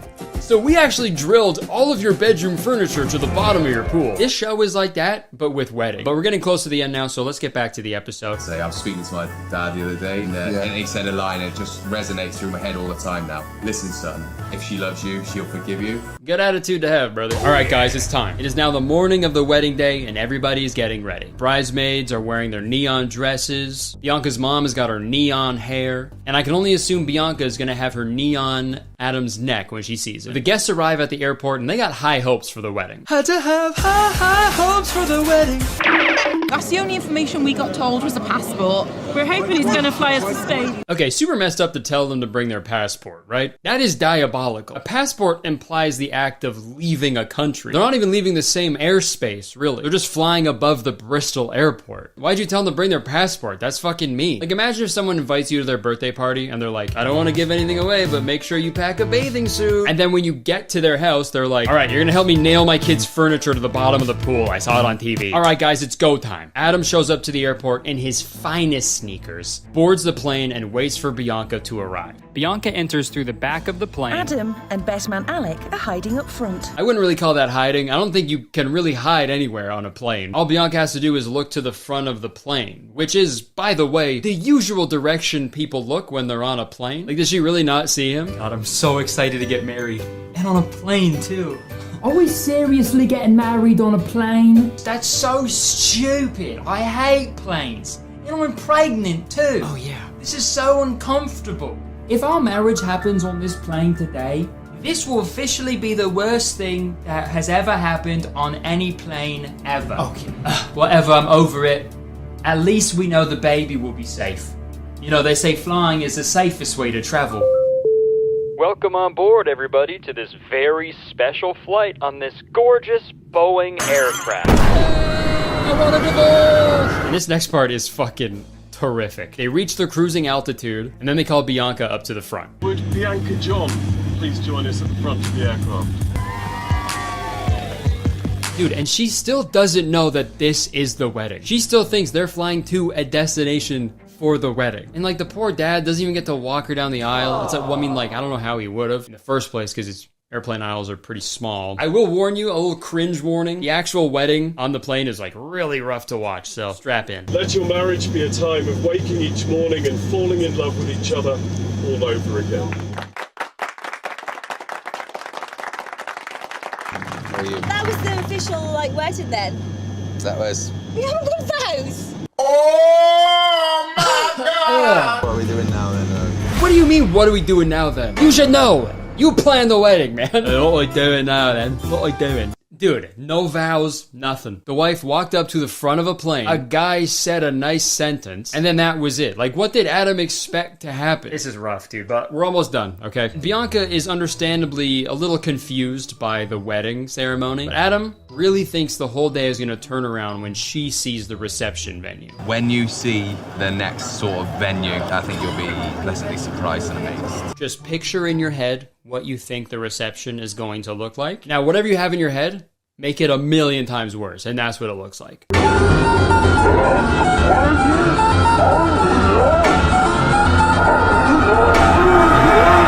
Oh my god, dude. What the fuck? That looks like shit, my man. That looks like poop. Looks like the unknown is about to pop out. It's the unknown. Oh my god. Dude, I love the one tiny blue sky photo backdrop, and then the rest is just filthy brick walls, dude. And yeah, no cutlery or plates, nothing, just fucking buckets. Babe, it's awful. It's like Wow. proper, like... This wasn't the reaction I was expecting. Adam is so dumb. I'm sorry, he's such an idiot. I can't imagine how many criminals escaped under his watch when he was a prison guard. All they probably had to do was just ask Adam to be set free, and he'd be like, okay, no problem. What are we doing now, then? What are we doing now, then? And dude, I really feel bad for Bianca, because by the end of this whole day, she is a broken woman. She has lost all hope and sanity. Suits are tacky, the dress is tacky, the flowers are tacky, the shoes are tacky. At least you get to link. Like, dude, this is her Joker origin story, dude. Wanna know how I got this wedding ring? So the episode ends with Bianca and Adam enjoying the rest of their night to the best of their ability, and then we can only assume they live happily ever after while they raise their baby boy together. So that was an episode of Don't Tell the Bride. This is an evil show, I think. Give dudes a small budget and a limited amount of time to plan like the most important day of their lives. That's bad news. And I'm not sympathizing or anything. I'm not trying to cut Adam any slack here. But like, this is a dastardly television program. And that is proven even further when the credits roll and it is revealed that this show was devised by John Rowlands. It all makes sense. This is a show that only could have been devised, okay? It was not created. No more wedding planners, okay? We need wedding devisers. I devised some plans for us tonight, bro. We gotta use that word way more. Now, I thought this was gonna be the end of the video.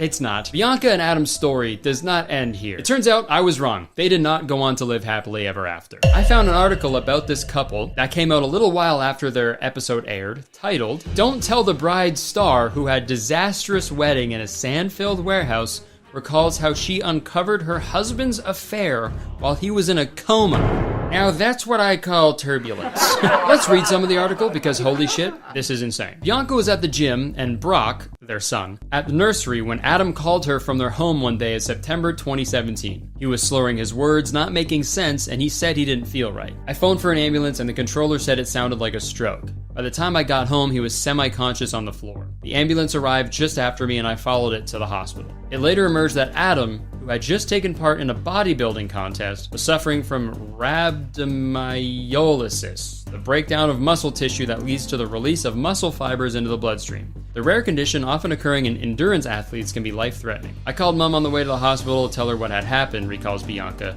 and as we were talking, my phone battery died. I had Adam's phone with me, so I switched to his. He never made a secret of his security codes, and it pinged as a message came through. It read, "What are you doing today, babe?" I thought, babe? That's a bit cozy. But I laughed and told myself it was probably completely innocent. Okay, first off, how the fuck did he even go into a coma? That doesn't make sense to me. How can one slip into a coma when there's already zero brain activity, right? At the hospital, Adam was in intensive care and I sat in the family room distraught, anxiously waiting for news. Then another text came through, just 2 question marks. I thought, what the hell? I clicked on the profile photo of the sender, which showed 3 women. I thought, this isn't right. I had a little word with myself, don't do anything, he's really poorly. But I couldn't help it. I turned detective to find out who had messaged my husband. Bianca, who had never suspected Adam was being unfaithful, scoured social media and uncovered the identity of the woman with whom he had evidently been having an affair. On a Rugby Mates WhatsApp group, he found that Adam had shared photos of his lover in her underwear, together with graphic details of their clandestine sex life with his friends. Yeah, and now I don't feel so bad calling him dumb so many times. I think Adam was putting a little bit too much stock in that advice from his father. If she loves you, she'll forgive you. And if you're wondering what happened next, Adam woke up from his coma and completely recovered. And once he did, Bianca immediately left him. Crazy turn of events, dude. Not really shocking that the guy that didn't really think about his wife at all during the wedding planning, continued to not think about his wife at all once they were married. So what did we learn? Guys are dumb as hell and probably shouldn't be in charge of large decisions. And that's the whole sentence. I really didn't need to say anything after that. Now, is that new information? Not at all. Is it important?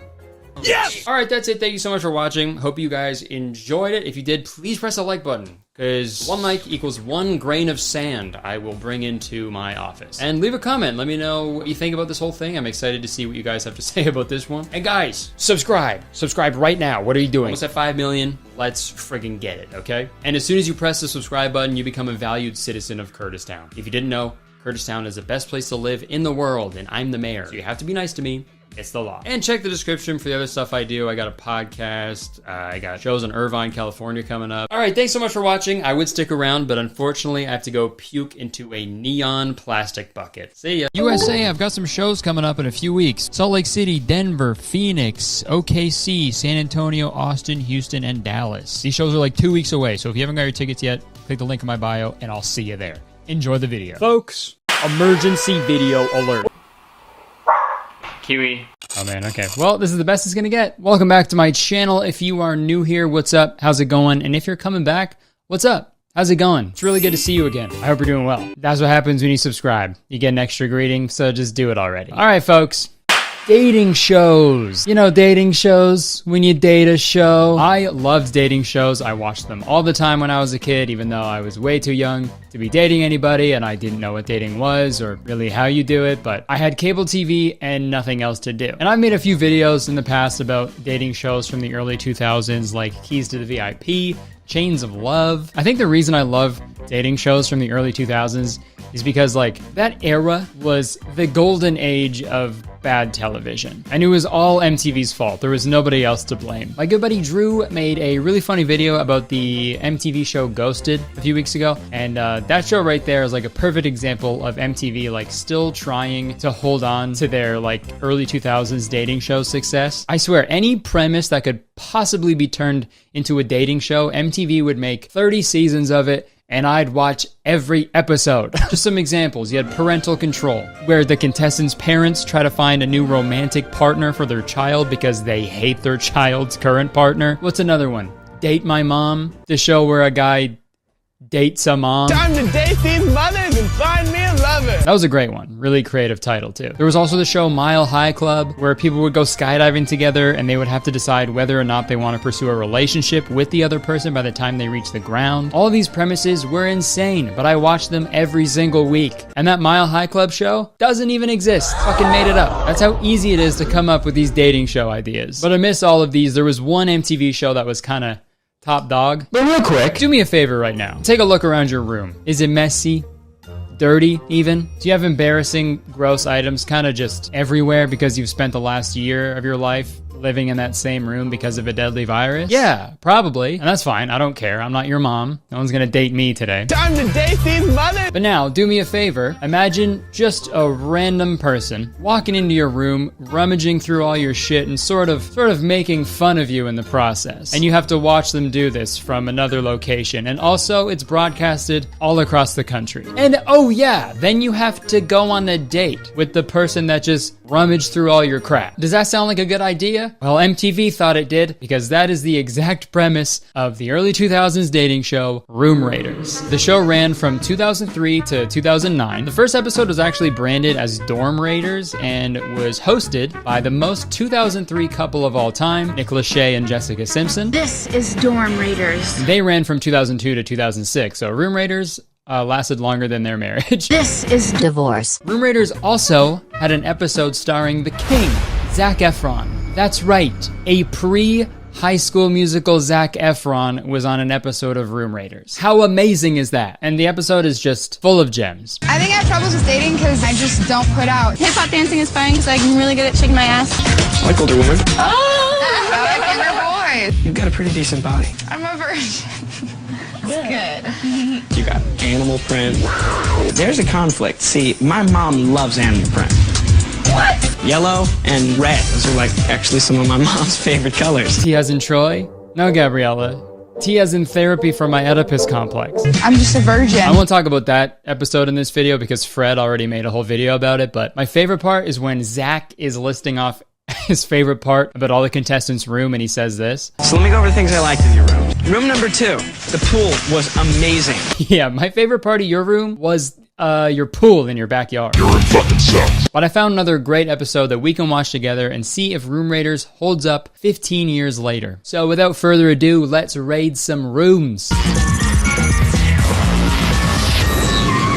Oh, right. Okay, sorry. I forgot to mention this. I guess this is a special edition of Room Raiders. It's Room Raiders California, Gone Wild, Beauty and the Geeks. Gone Wild? Man, everyone's titties are going to be out. Oh, so the show starts off with a little introduction to the girl who's going to be raiding the guy's rooms. Her name is Sarah. My name is Sarah. So let's see what she's all about. I'm 22 years old, and I'm a writer here at a magazine in San Diego. San Diego? Isn't that just a waffle you find on the beach?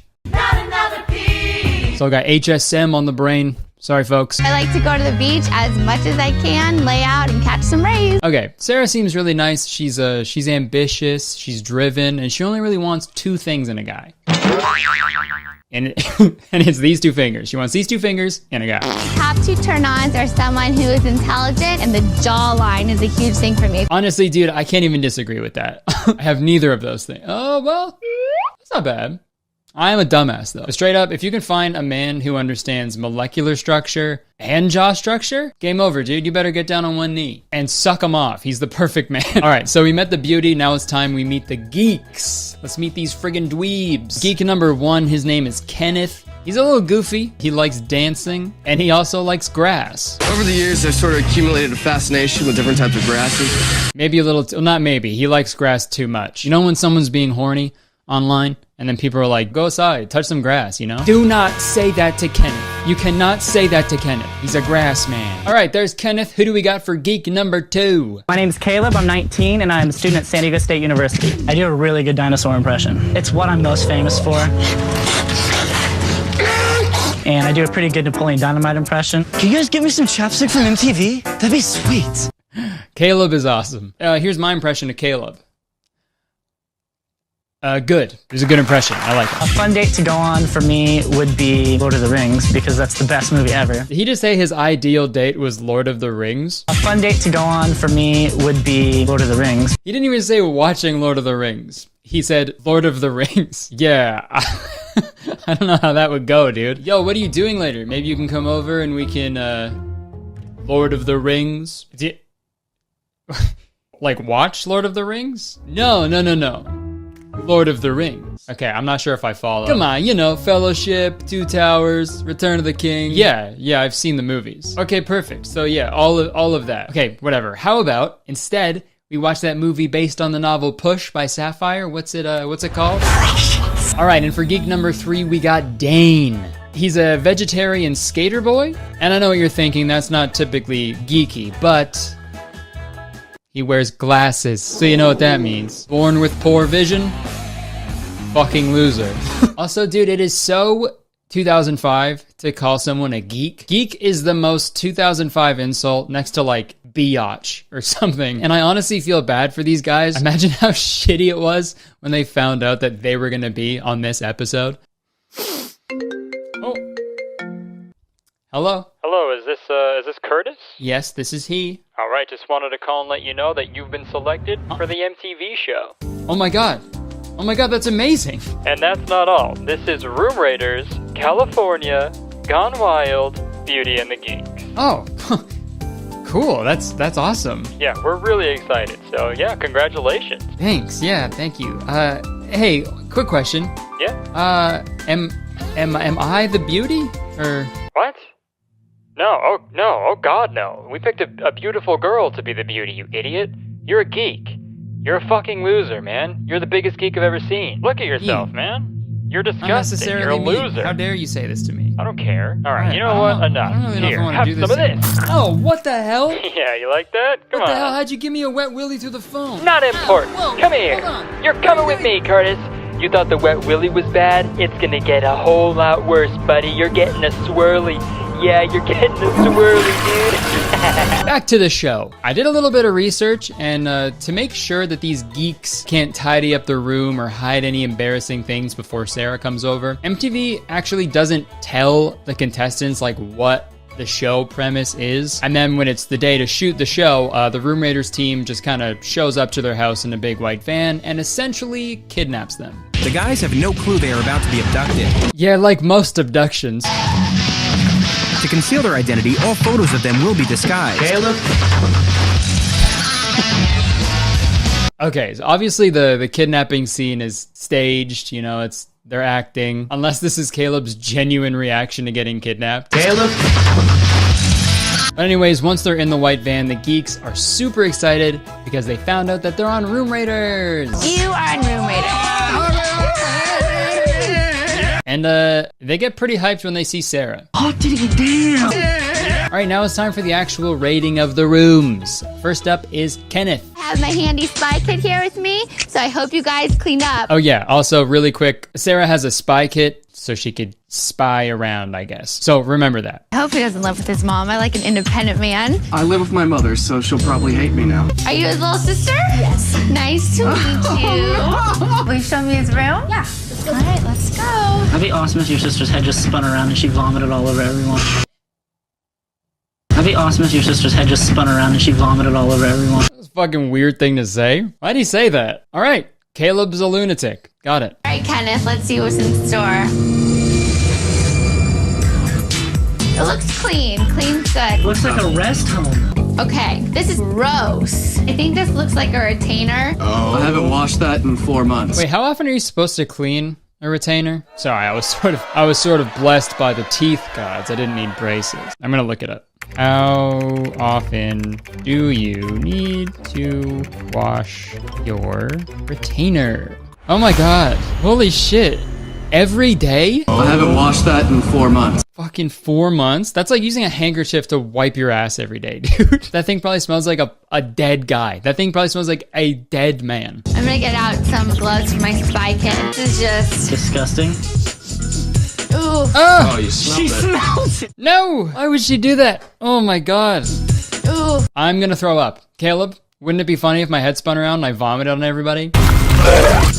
Ooh. Yo, Sarah's low-key a freak though. Oh, is this a retainer? That's so gross. Oh, it smells so bad. I can't believe that. Ugh.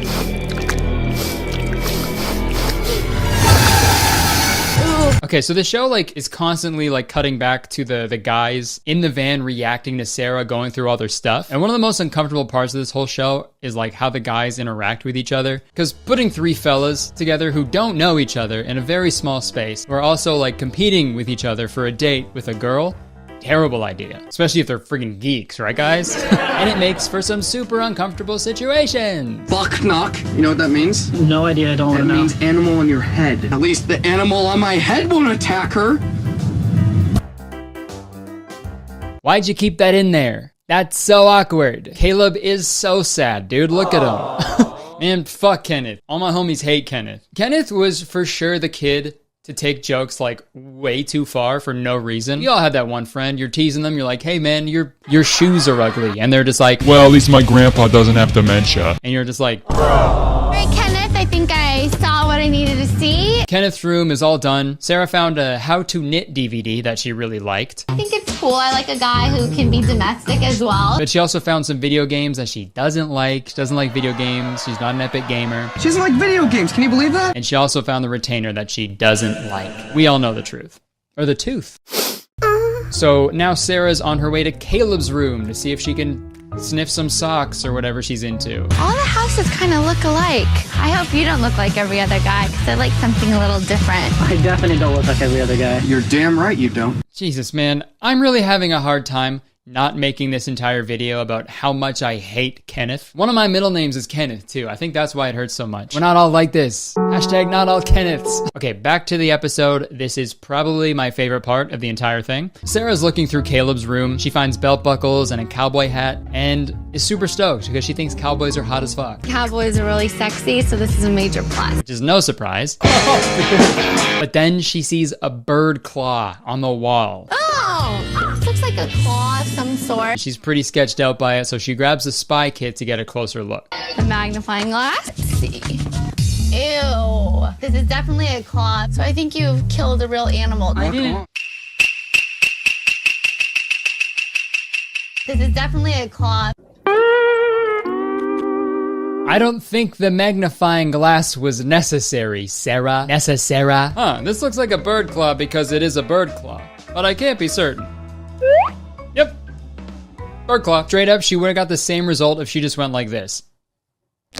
She didn't even have to ET that shit either. Just, man, that is so funny to me. Like, what did she think was gonna happen? It wasn't gonna be a bird claw under the magnifying glass? Now, what would happen if I stabbed myself with a toothpick? Oh, I think I just gave myself a splinter. I can't be certain though.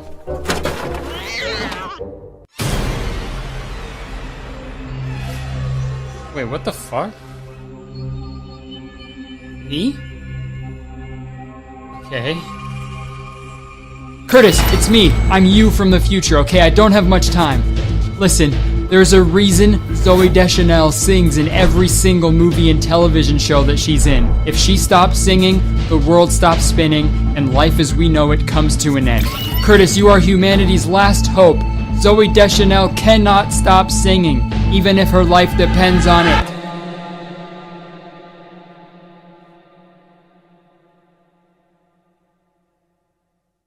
At least it's not a bird claw. At least it's not a bird claw. We'll be right back after this YouTube video.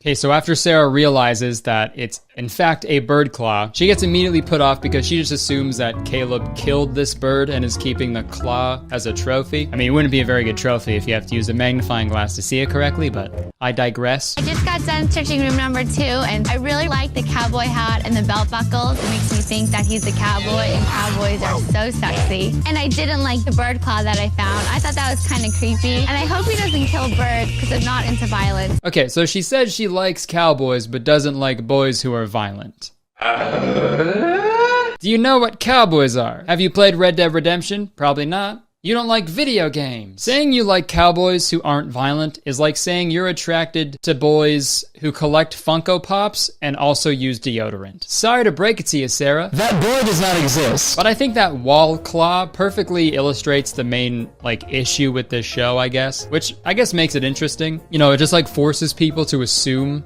stuff because there's no context given or anything. And they're obviously not expecting a girl to be rummaging through their shit. And also, single guys' rooms are fucked. They're insane. They're like portals into another dimension, dude. Single guys' bedroom doors are basically nether portals from Minecraft. As soon as you walk in, everything just sort of feels off. There's things in there you don't usually see in the real world. It's dangerous, scary, and you only go in there to get what you need and get the fuck out as fast as possible. And I can say that because I used to live in a single guy's bedroom. It was mine. It was mine when I was a single guy. It was a weird way to say that.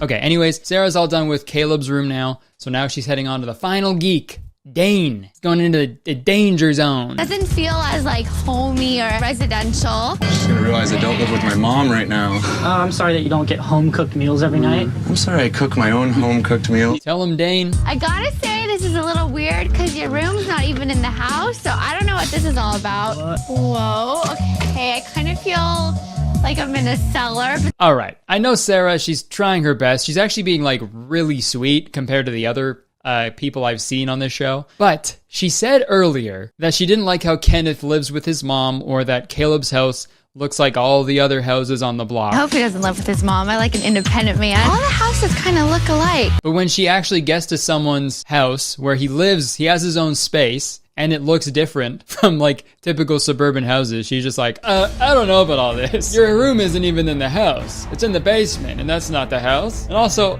it's so small. I need to pull out my magnifying glass to see this fucking room. Oh my goodness.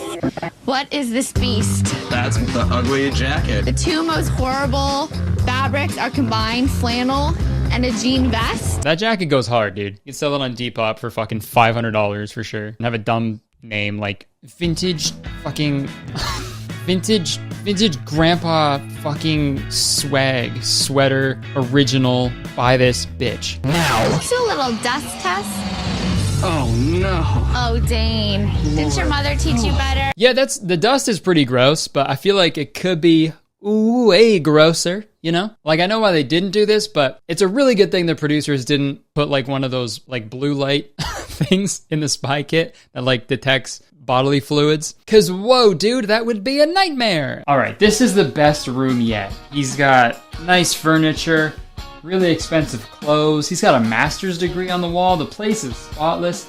I think this is the perfect guy. All right, now I just got to use the blue light thing. I don't know, it's a formality. The producers want me to do it, so let's go. All right, hit the lights, guys. Okay. All right, this is looking pretty good. Everything is the same color. I'm not seeing any stains. This is awesome. Okay, I was right. This guy is perfect. I think me and him are gonna hit it. Sorry. Guys, my hand stuck to the couch. It seems to be a sticky substance on sort of everything in this room. How could this be? I didn't see any bodily fluids. Unless it's... No. It's all bodily fluid? My feet are stuck. Oh! Ew! Alright, so there are all the boys' rooms. She liked some stuff. She hated some stuff. Into 3 crazy rooms, and I really have a tough decision to make. And you know what? So far, I'm gunning for Dane, or Caleb, just as long as it's not Kenneth. I don't like Kenneth. But guys, this next part, it's pretty epic. Now it's time for the geeks to get revenge. That's right, now they get to raid Sarah's room. Oh no! She wears them! These are the sticky ones! Oh my god. Arr, matey, you be a booby on a man! Okay, for some reason this seems way creepier than Sarah going through all their stuff. I don't know what was going on in the early 2000s, but panty raids were kind of like just a thing that was just kind of accepted by everybody. Like there was even a SpongeBob episode about going on a panty raid. Panty raid? Stealing chicks' underpants. Yo, dude, I went to Rebecca's last night for a house party. Snuck into her room, stole her underpants, rubbed them all over. It was sick. Yeah, she probably farted in those and stuff. It's so hot. Yeah, it's super normal and not weird. Yeah. Yeah, my eye's kind of itchy though for some reason. This is bathing suit mania. What is this, man? It's padded crap. I don't like a girl that's trying to fake something. Oh, man. All right, Kenneth. All right, man. I don't think you're in a position to be critiquing anybody. You are dressed like you're a backup trumpet player in a ska band. Okay, so while they're digging through all of Sarah's bikinis, Sarah actually comes back, and now it's time for her to pick who she wants to go on a date with. One of the rooms, I found a lot of dirt. And as you can see, I like to live in a clean space. So room number 3, I have to say goodbye. Pouring out for Dane, y'all. The only kind of normal guy there. Oh, Dane, it's so nice to meet you. It's all right. It's for the best. I might be a little dirty. All right, guys. I only can pick one of you. I swear to God, if she sends Caleb home, I'm gonna go sicko mode. And you will not like me when I go sicko mode. So in one room, I found a bird claw, and it was kind of creepy, and it makes me think that maybe it was a dead animal that one of you guys shot. So I'm gonna have to say goodbye to room number 2. That's me. No fucking way, dude. No. Hi, Sarah, thank you. Actually, I found it on the ground. He said that so confidently. That's never a good explanation for anything, Caleb. Actually, I found it on the ground. So who's the idiot now? All right, well, I found that you had a lot of video games in your room. I don't really know too much about video games. I can definitely teach you. Well, good, because I have an old school Nintendo downstairs. Original NES? Original NES. Do you want to play? Yeah, no doubt. She just said that she doesn't like video games. Seems like he's still kind of into that video game thing, which I don't like. Sarah, what do you want? Idiots. All right, well, I guess that's fucking room raiders. Kenneth won for some reason, so now they go and spend quality time together. And dude, I want to give them the benefit of the doubt, but I just know for a fact that as soon as they wrapped, Kenneth and Sarah never talked to each other ever again. I'm not saying Sarah is shallow by any means. I'm saying Kenneth is terrible. And I doubt any real long-time relationships started on this show, because whoa, what a god-awful way to meet someone. But unfortunately, it does make for some really entertaining television. And I did a little bit of research, and for the most part, the rooms weren't staged or anything, or they didn't plant anything to make things extra gross. So that's good. It was like as real as you could get in a reality show, which I feel like is pretty rare these days. But apparently when they kidnap the contestants and they're like watching the girl go through all their stuff in real time, it's not actually in real time. The rating happened the day before and they're just reacting to it, which, you know, makes sense logistically, but it still hurts a bit. We were lied to. We were punked. So MTV, I think I need to pursue legal action. All right? I hope you have a lawyer on retainer. That's like if I told you that I'm really a 66-year-old man and I'm just editing together videos that I filmed 40 years ago. And that's just not true. I'm 26 years old currently in 2021.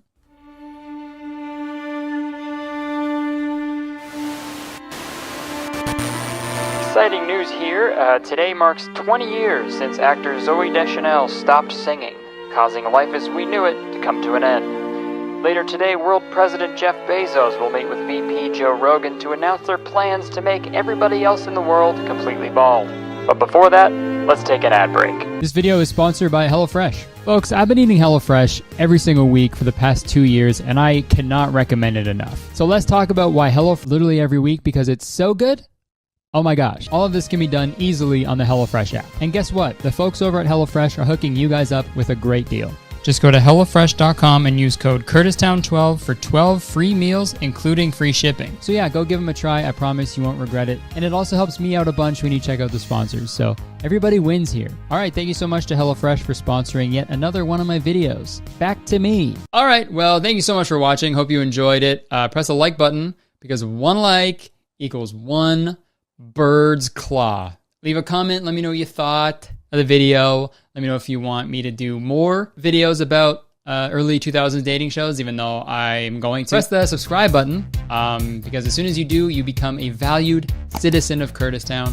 If you didn't know, Kurtistown is the best place to live in the world, and I'm the mayor. So you have to be nice to me. It is the law. You can check the description for the other things I do. Weekly podcast called Very Really Good.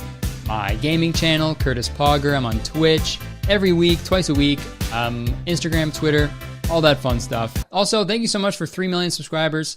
That's fucking insane, and I never thought that would ever happen to me. It's still crazy that you guys are, show so much support all the time for whatever I'm doing, and I truly, seriously cannot thank you enough. I love what I do. I love that you like what I'm doing, and yeah, it's a dream come true. So seriously, from the bottom of my heart and the hot bottom of my fart, thank you so much. All right, coming up next is At Least It's Not a Bird Club. Hey guys, welcome back to my channel. If you're new here, hello, what's up? And if you're coming back, hello, what's up? It's good to see you again. You see what happens when you subscribe? You get an extra greeting at the beginning of every video. That's so awesome. So press the subscribe button for an extra greeting. That's right, Steve Buscemi 2.0 is back. Thank you so much for all of your comments and pictures that you've made. Wow, I love them so much and they made me feel so great about myself. Thanks. But I've embraced it, okay? Steve Buscemi 2, that's me. Steve 2 Shemi. Okay, enough of that. Before we get into the nitty gritty of this video, I want to give a quick but huge shout out to Skillshare for sponsoring today's video. They're out here sharing skills and also sharing amazing deals with the members of Kurtistown. So stick around for those details, or if you can't wait, click the link in the description. Dude, we've got a great video for you today. Well, the person we're talking about isn't great, but this video is going to be great. Some of you may know I've done several videos about certain questionable Instagram accounts in the past. Sorry, I had to. Jesus Christ. Miami, you're like, all right, whatever. Plane takes off, plane lands. But the well hasn't run dry yet, apparently, and I don't think it ever will. Jesus fuck. Someone sent me this guy's account the other day, and right after watching just 5 seconds of one of his videos, I wanted to fold my phone in half and literally throw it as far away as I could. How much you want to bet I can throw my phone over them mountains? This guy's name is Nick LMAO. I don't know if LMAO is his legal last name or not, but let's pretend it is. So this Nick LMAO guy, he only has 21 posts and 100,000 followers. And that's especially impressive considering all 21 posts of his are just pure garbage. His first post was on September 23rd, 2018. So I'm catching him pretty early in his career. And I think that's good, you know? It's like catching it early. It's like cancer. In a way, you know, it's better to catch it early. And the same as serial killers. You know, once they start doing weird stuff when they're kids, you're like, oh, okay, let's see what we can do right now before it gets a lot worse, okay? And I'm not saying this person is a serial killer, but they sure make me want to die. Okay. To show you who we're dealing with today, let's watch one of this guy's videos. Let's watch this one titled, pointing to the right emoji, comment your fave line, cry face emoji. Tag someone who has no game. Follow Nick Lamau for more, tongue cry face. Follow Nick Lamau for more, cool kiss. Oh, wow. Let's see what this guy is all about, shall we? Is there a mirror in your pants? No. So I can see myself in there later. If a fat man puts you in a bag at night, don't worry, it's just because I told Father Christmas I want you. Did it hurt when you fell from the vending machine? Because you was snack. So this is what this guy has decided to do with his time. Pretty much just walk up to strangers with his phone in his hand and basically just say like, hey, I want to have intercourse with you. So check it out. I got my phone in my hand. You know, which is just textbook sexual harassment. It's literally like he woke up one day and was like, what? I want to be famous on Instagram. What could I do? And then he Googled sexual harassment. Read the definition, was like, okay, yeah, that seems like it'll be a good thing to do. You'll realize, like, these videos are just so uncomfortable to watch. Like, they're not funny. It's just like, none of these girls want this to happen, obviously. You don't want some fucking kid walking up to you being like, if I could rearrange the alphabet, I put you and I together, dude. So like, now what? Like, you can just see how uncomfortable these girls are. For good reason, you know? Like, I'd love to know who watches this and is just like, dude, this guy's got so much game, dude. Is this the rapper The Game? Let's talk about this guy's thumbnails for a second. First off, if you're making Instagram videos and you make a separate thumbnail that's not in the video, it's automatically bad. When people draw lines around their fucking messy lines at that, like, this looks like a literally like a 3-year-old traced that. You know why they do that, right? Is because nothing in the video is actually entertaining enough to make people want to like touch it and watch it. So they have to add all these fucking effects to it and colors and red circles and big huge fonts. Well, look at his last 6 uploads. Pick up, pick up, pick up, pick up, pick up, pick up. Are you trying to get someone to answer their phone? Or are you making Instagram thumbnails? Pick up. Come on, pick up, pick up, pick up. That's the only time you should be saying pick up that many times. And here's a great example. Like this fucking thumbnail here. Oh, dude, I couldn't tell where to look. Oh, thank God. They put a red circle there. Thank God. Now I know where to direct my eyeballs. Let's watch that one. Are you a volcano? No. Is I lava you? Oh, God, man. How they both like awkwardly laugh after. The thing about like pickup artists, like some of them are so insanely narcissistic that like they're not awkward when they do that. They're just like, yeah, you and me, we're gonna do that. I obviously don't know what pickup artists say, but you and me, we're gonna do stuff. I'm gonna pick you up. But this guy, like, he's just, you can tell deep down he doesn't want to be doing this, but he's like, I'll know it'll get me views, I just gotta go do it. So he does these awkward laughs after, and he's like, sorry, it's so bad, you know, it's just for the video, like. I'm a photographer, but I can pick you up together. This guy's a top-notch content creator, dude. Sometimes when he doesn't get the reaction that he wants, or one that isn't crazy or funny or hilarious, he'll just put a random-ass meme after it. Because his followers will be like, oh, I've seen that somewhere else before. Nice. Like, okay, so let me explain this next video. He'll go up to people and go, kiss or punch. Kiss or punch. This may sound familiar, because it is. This is when I realized that this guy is friends or roommates or something, acquaintances with the one and only I'm Box Boy. I made a video about that guy a few months ago.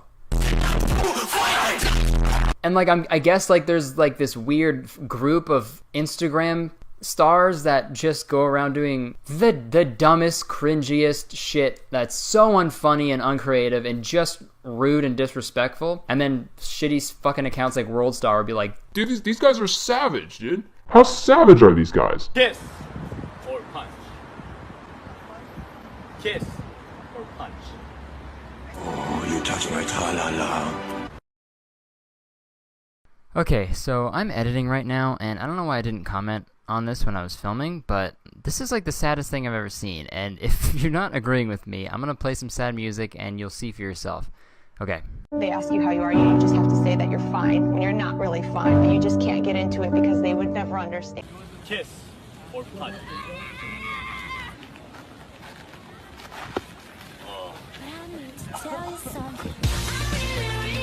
Follow for more guys. If you want more guys, follow Nick Lamau. Hey Nick, it's called a comma. Okay, this next one is just the fucking worst. Let's play it. I want to kiss you in the rain so I can get you wet twice. So I can get you wet twice. So I can get you wet twice. What the fuck, bro? So, obviously, he's getting fake reactions now to make his videos more entertaining and crazy and savage. No one acts like that in real life. What the fuck, bro? The Academy Award goes to that guy. And how they both like look at the camera after like, whoa, this is so crazy and real even though I'm looking right at the fucking camera? Are you a doctor? No, why? Because you just cured my erectile dysfunction. This guy. that is not how someone would react. Are you a doctor? No, why? Because you just gave me a boner. This guy. And they say chivalry is dead. It's very sad to be making pickup line content, but when you're making fake pickup line content, that's a new low. That's the lowest I've seen anyone go. This Nick fella would be so good at limbo because he goes so low, you know? Bars. Now, if the underlying misogyny isn't jumping out at you, let's watch this video and you'll really see it. See that chick over there? In the fucking broom dress with her dad, about to get married? I dare you to pick her up right now. See that chick over there? That fucking chick in the groom dress with her dad? I dare you to pick her up. Pick up that chick, dude. Yo, you see that prop for our video over there? You see that person who is not a human being trying to enjoy one of the most memorable days of her life? You should go fucking fuck it up, you know? Because we're making a video for our dumb fucking Instagram. Like, how brain dead do you have to be to fucking even think of that? That pisses me off so much. Ma'am, I'm Nike and you're McDonald's. I'm doing it and you're loving it. Awesome. Okay, guys, I'm about to get married. Marry me. Hey, fuck these guys, okay? Like, before I was like, yeah, it's cringy, whatever, but after seeing this, I'm like, literally, fuck you guys. That's so disrespectful. I don't even have a joke for that, you know? I can't even make that funny. It's so like, you have to be so dumb to even think about doing that. And the girl's like, great, cool, fucking thanks for doing that. Awesome. Nick, I dare you to pick up that chick. Who, the red one? The red one. I dare you to pick up that chick. The red one. She's a girl wearing a red shirt. Pick up that chick. Yeah, the red one. That one. I want that. Yeah, yes, I want that one. I pick that one. The red one. Okay. Go do it. What does their fucking day look like? They wake up at probably like 1 p.m. and they're like, all right, let's walk around and make girls uncomfortable. Can't wait. Considering how inherently awkward these types of videos are, like holding a phone and with another person being like, hey, I'm Nike, you're McDonald's, I'm doing it and you're loving it. No matter how narcissistic or outgoing you are, awkward as shit, no matter what. Without all this like clever pickup lines to kind of mask what he's actually saying, it's like, hey, do you have a mirror in your pants? Because I see myself in your pants. I'm gonna have sex with you later, I think. And if you were to just say that, like putting all this shit aside, if you were to walk up to someone and be like, I'm gonna have sex with you later, hey, you're gonna go to jail. You know, you can't do that. The fact that there's a camera there and you're holding it and like laughing and shit, it like makes it okay?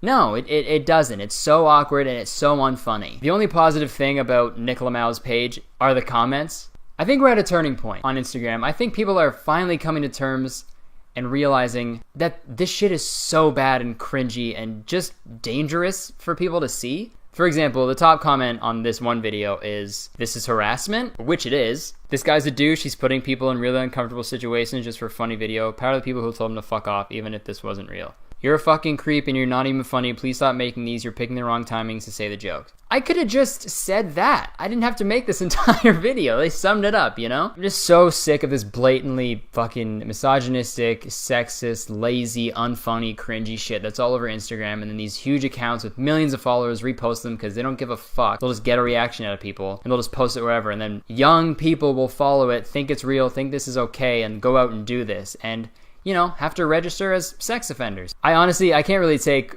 more of this guy's account. I can literally feel my brain cells deteriorating, and that's a very scary feeling. In conclusion, doing this is not okay.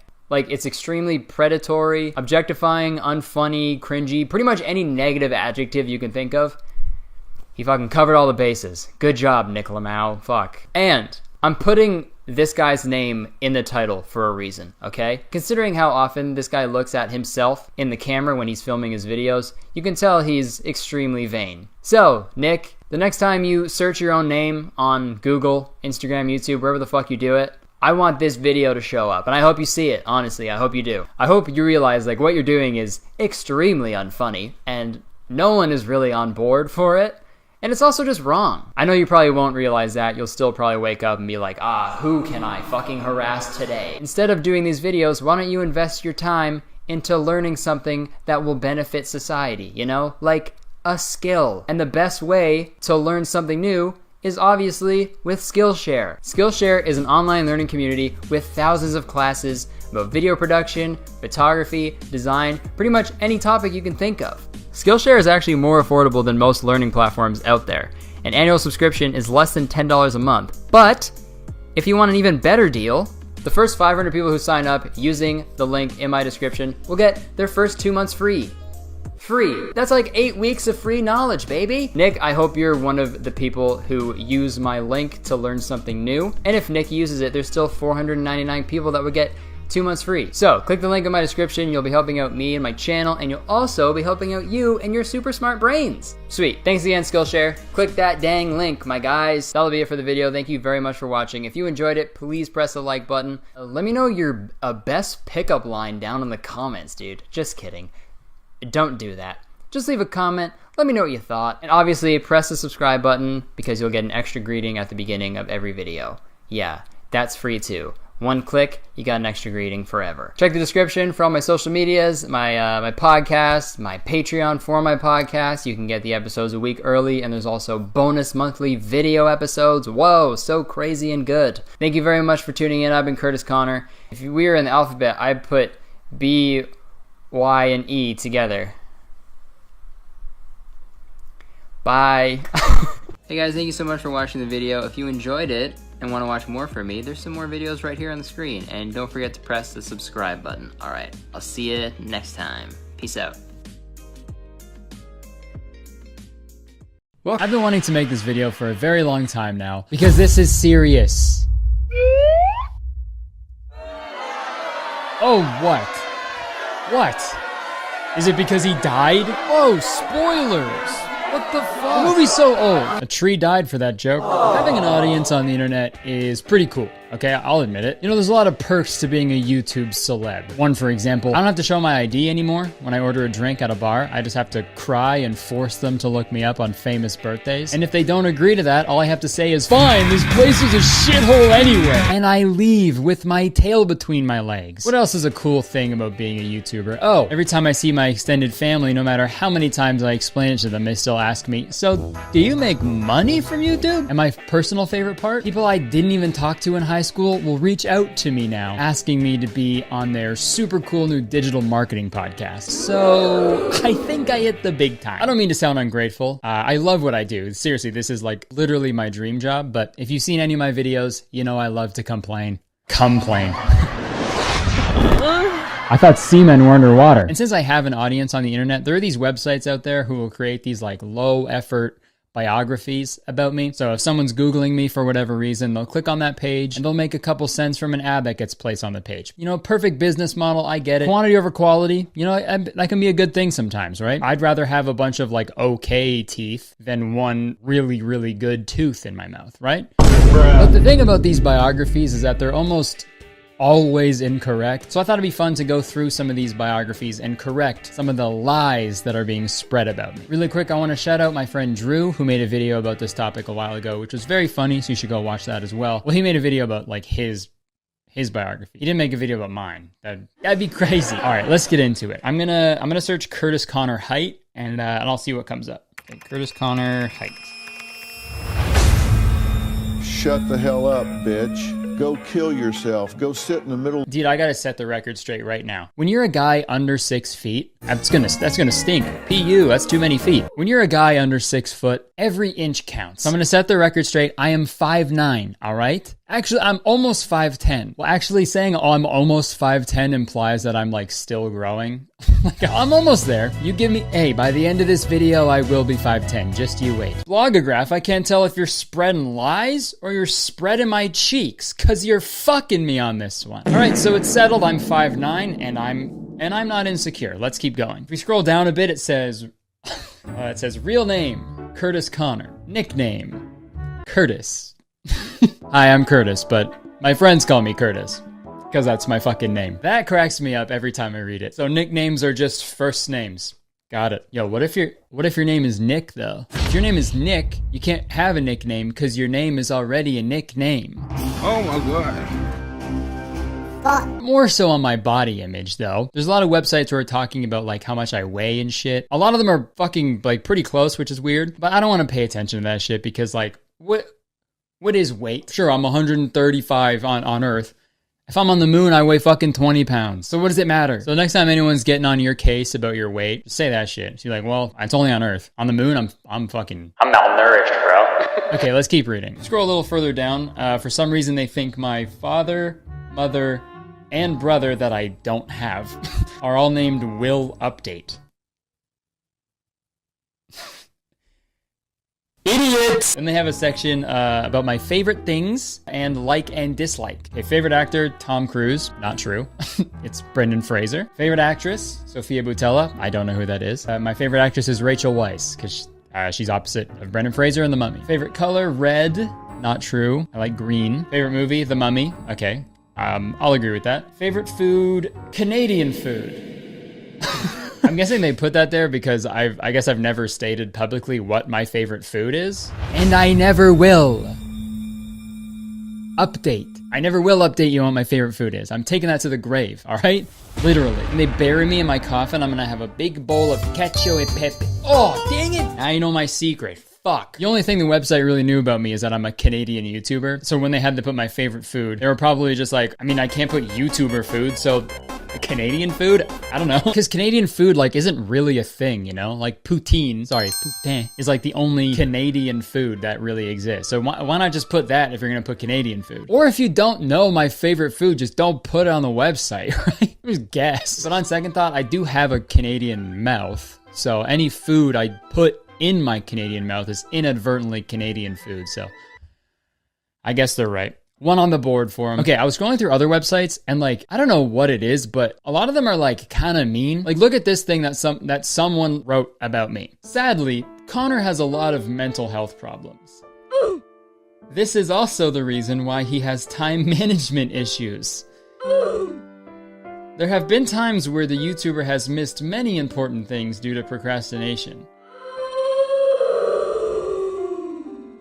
What the fuck? I mean, I guess I'm learning a lot about myself, unfortunately. Didn't want to. This is just so out of pocket. I don't even think I said anything that would even hint at this publicly, right? I guess my fucking therapist is moonlighting as a shitty biography author. I'm just kidding. I don't have a therapist. I have a podcast. I don't need one. But honestly, after reading that mean thing about me, I think I do need a therapist. So thanks for that. Okay, let's move on to another website called Biography Mask before I start fucking crying. They wrote a nice little blurb about my relationship with my beautiful girlfriend, Jenna. Is Kurtis Conner in a relationship? Reflecting on Kurtis Conner's love life. He's like some old man on a rocking chair on his front porch, reflecting on my love life. He is in a romantic relationship with Jenna Allard. She is a fellow Instagram star who gained fame through her stylish pictures and modeling photos depicting her tattoos. They are dating each other since 2014. The duo looks very cute and adorable together. Oh, thank you. I really needed that after that roast that I just got. Furthermore, he keeps on posting duo pictures on his social media handles.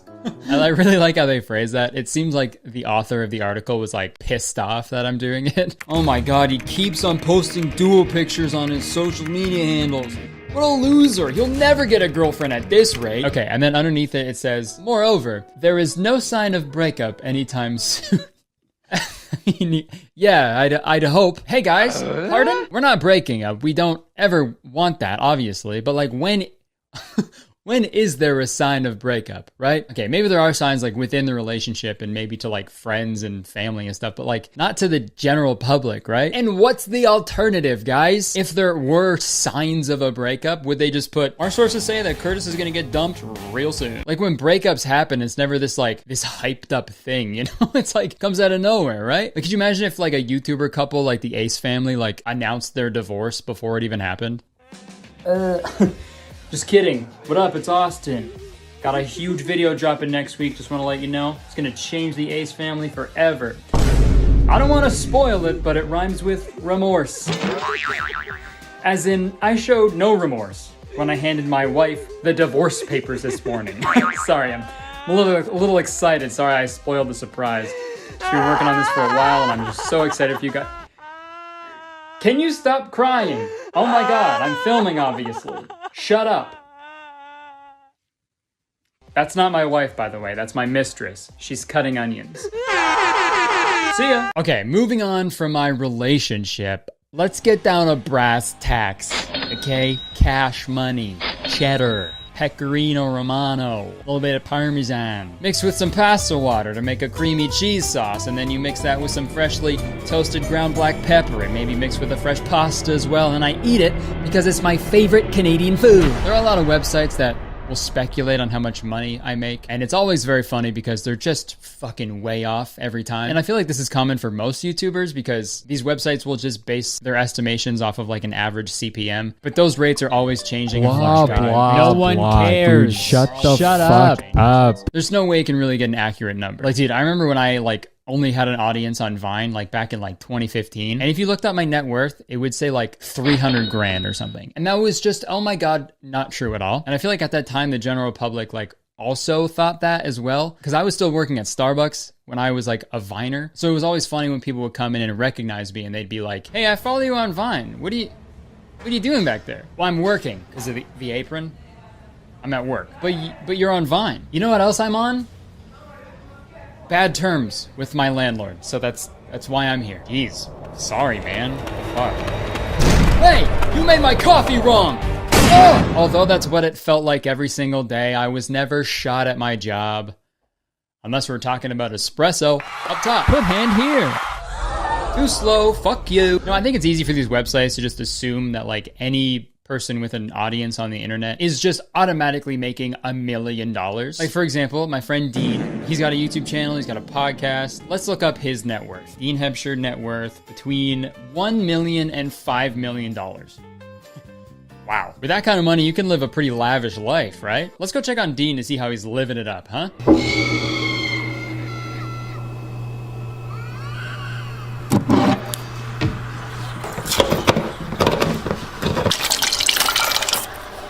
Let's go check on Dean to see how he's living it up, huh? $5 million. With that kind of money, you can live a pretty lavish life, right? Right? $5 million. Happy Halloween. Right?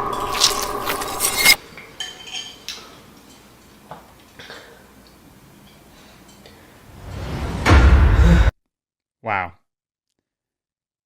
Pretty humble guy. Okay, on to the next website. TV show stars wrote a biography about me, which is pretty confusing because I am neither a TV show or a star. When they talked about my income, they say I make $35,000 to $45,000 a year just from Instagram, which is not true. It'd be really nice, but it's incorrect. And they put a photo from my Instagram of me posing in front of a Toyota Corolla that I captioned "me and my Rolls Royce" as a joke, obviously, but I guess they thought I was being serious because the next line in their article is, since the young star is rolling with cash, he owns a Rolls Royce. Just one roll. He owns a Rolls Royce worth $500,000 to go in style. Yep. Oh, you know how Rolls Royces have the fucking Toyota logo on the rims? Yeah, that's kind of their trademark. You can always tell if it's a Rolls Royce if it's a Toyota. Holy shit, dude, this photo is so funny to me. Kurtis Conner with his Rolls Royce. You know what? I want to help this website out. They're trying their best, and I respect that. So I want to give them some more photos that they can put on their website.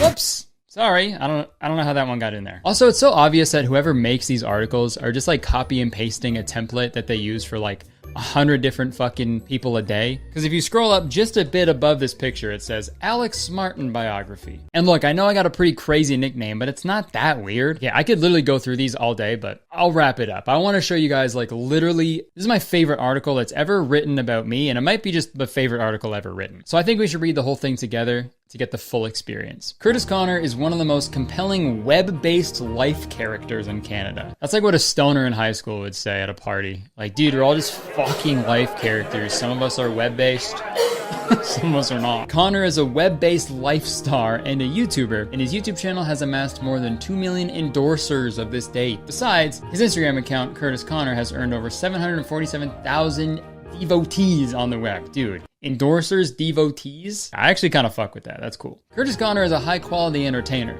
by calling, and furthermore, an online life star. Conner praises his birthday on the 4th of May.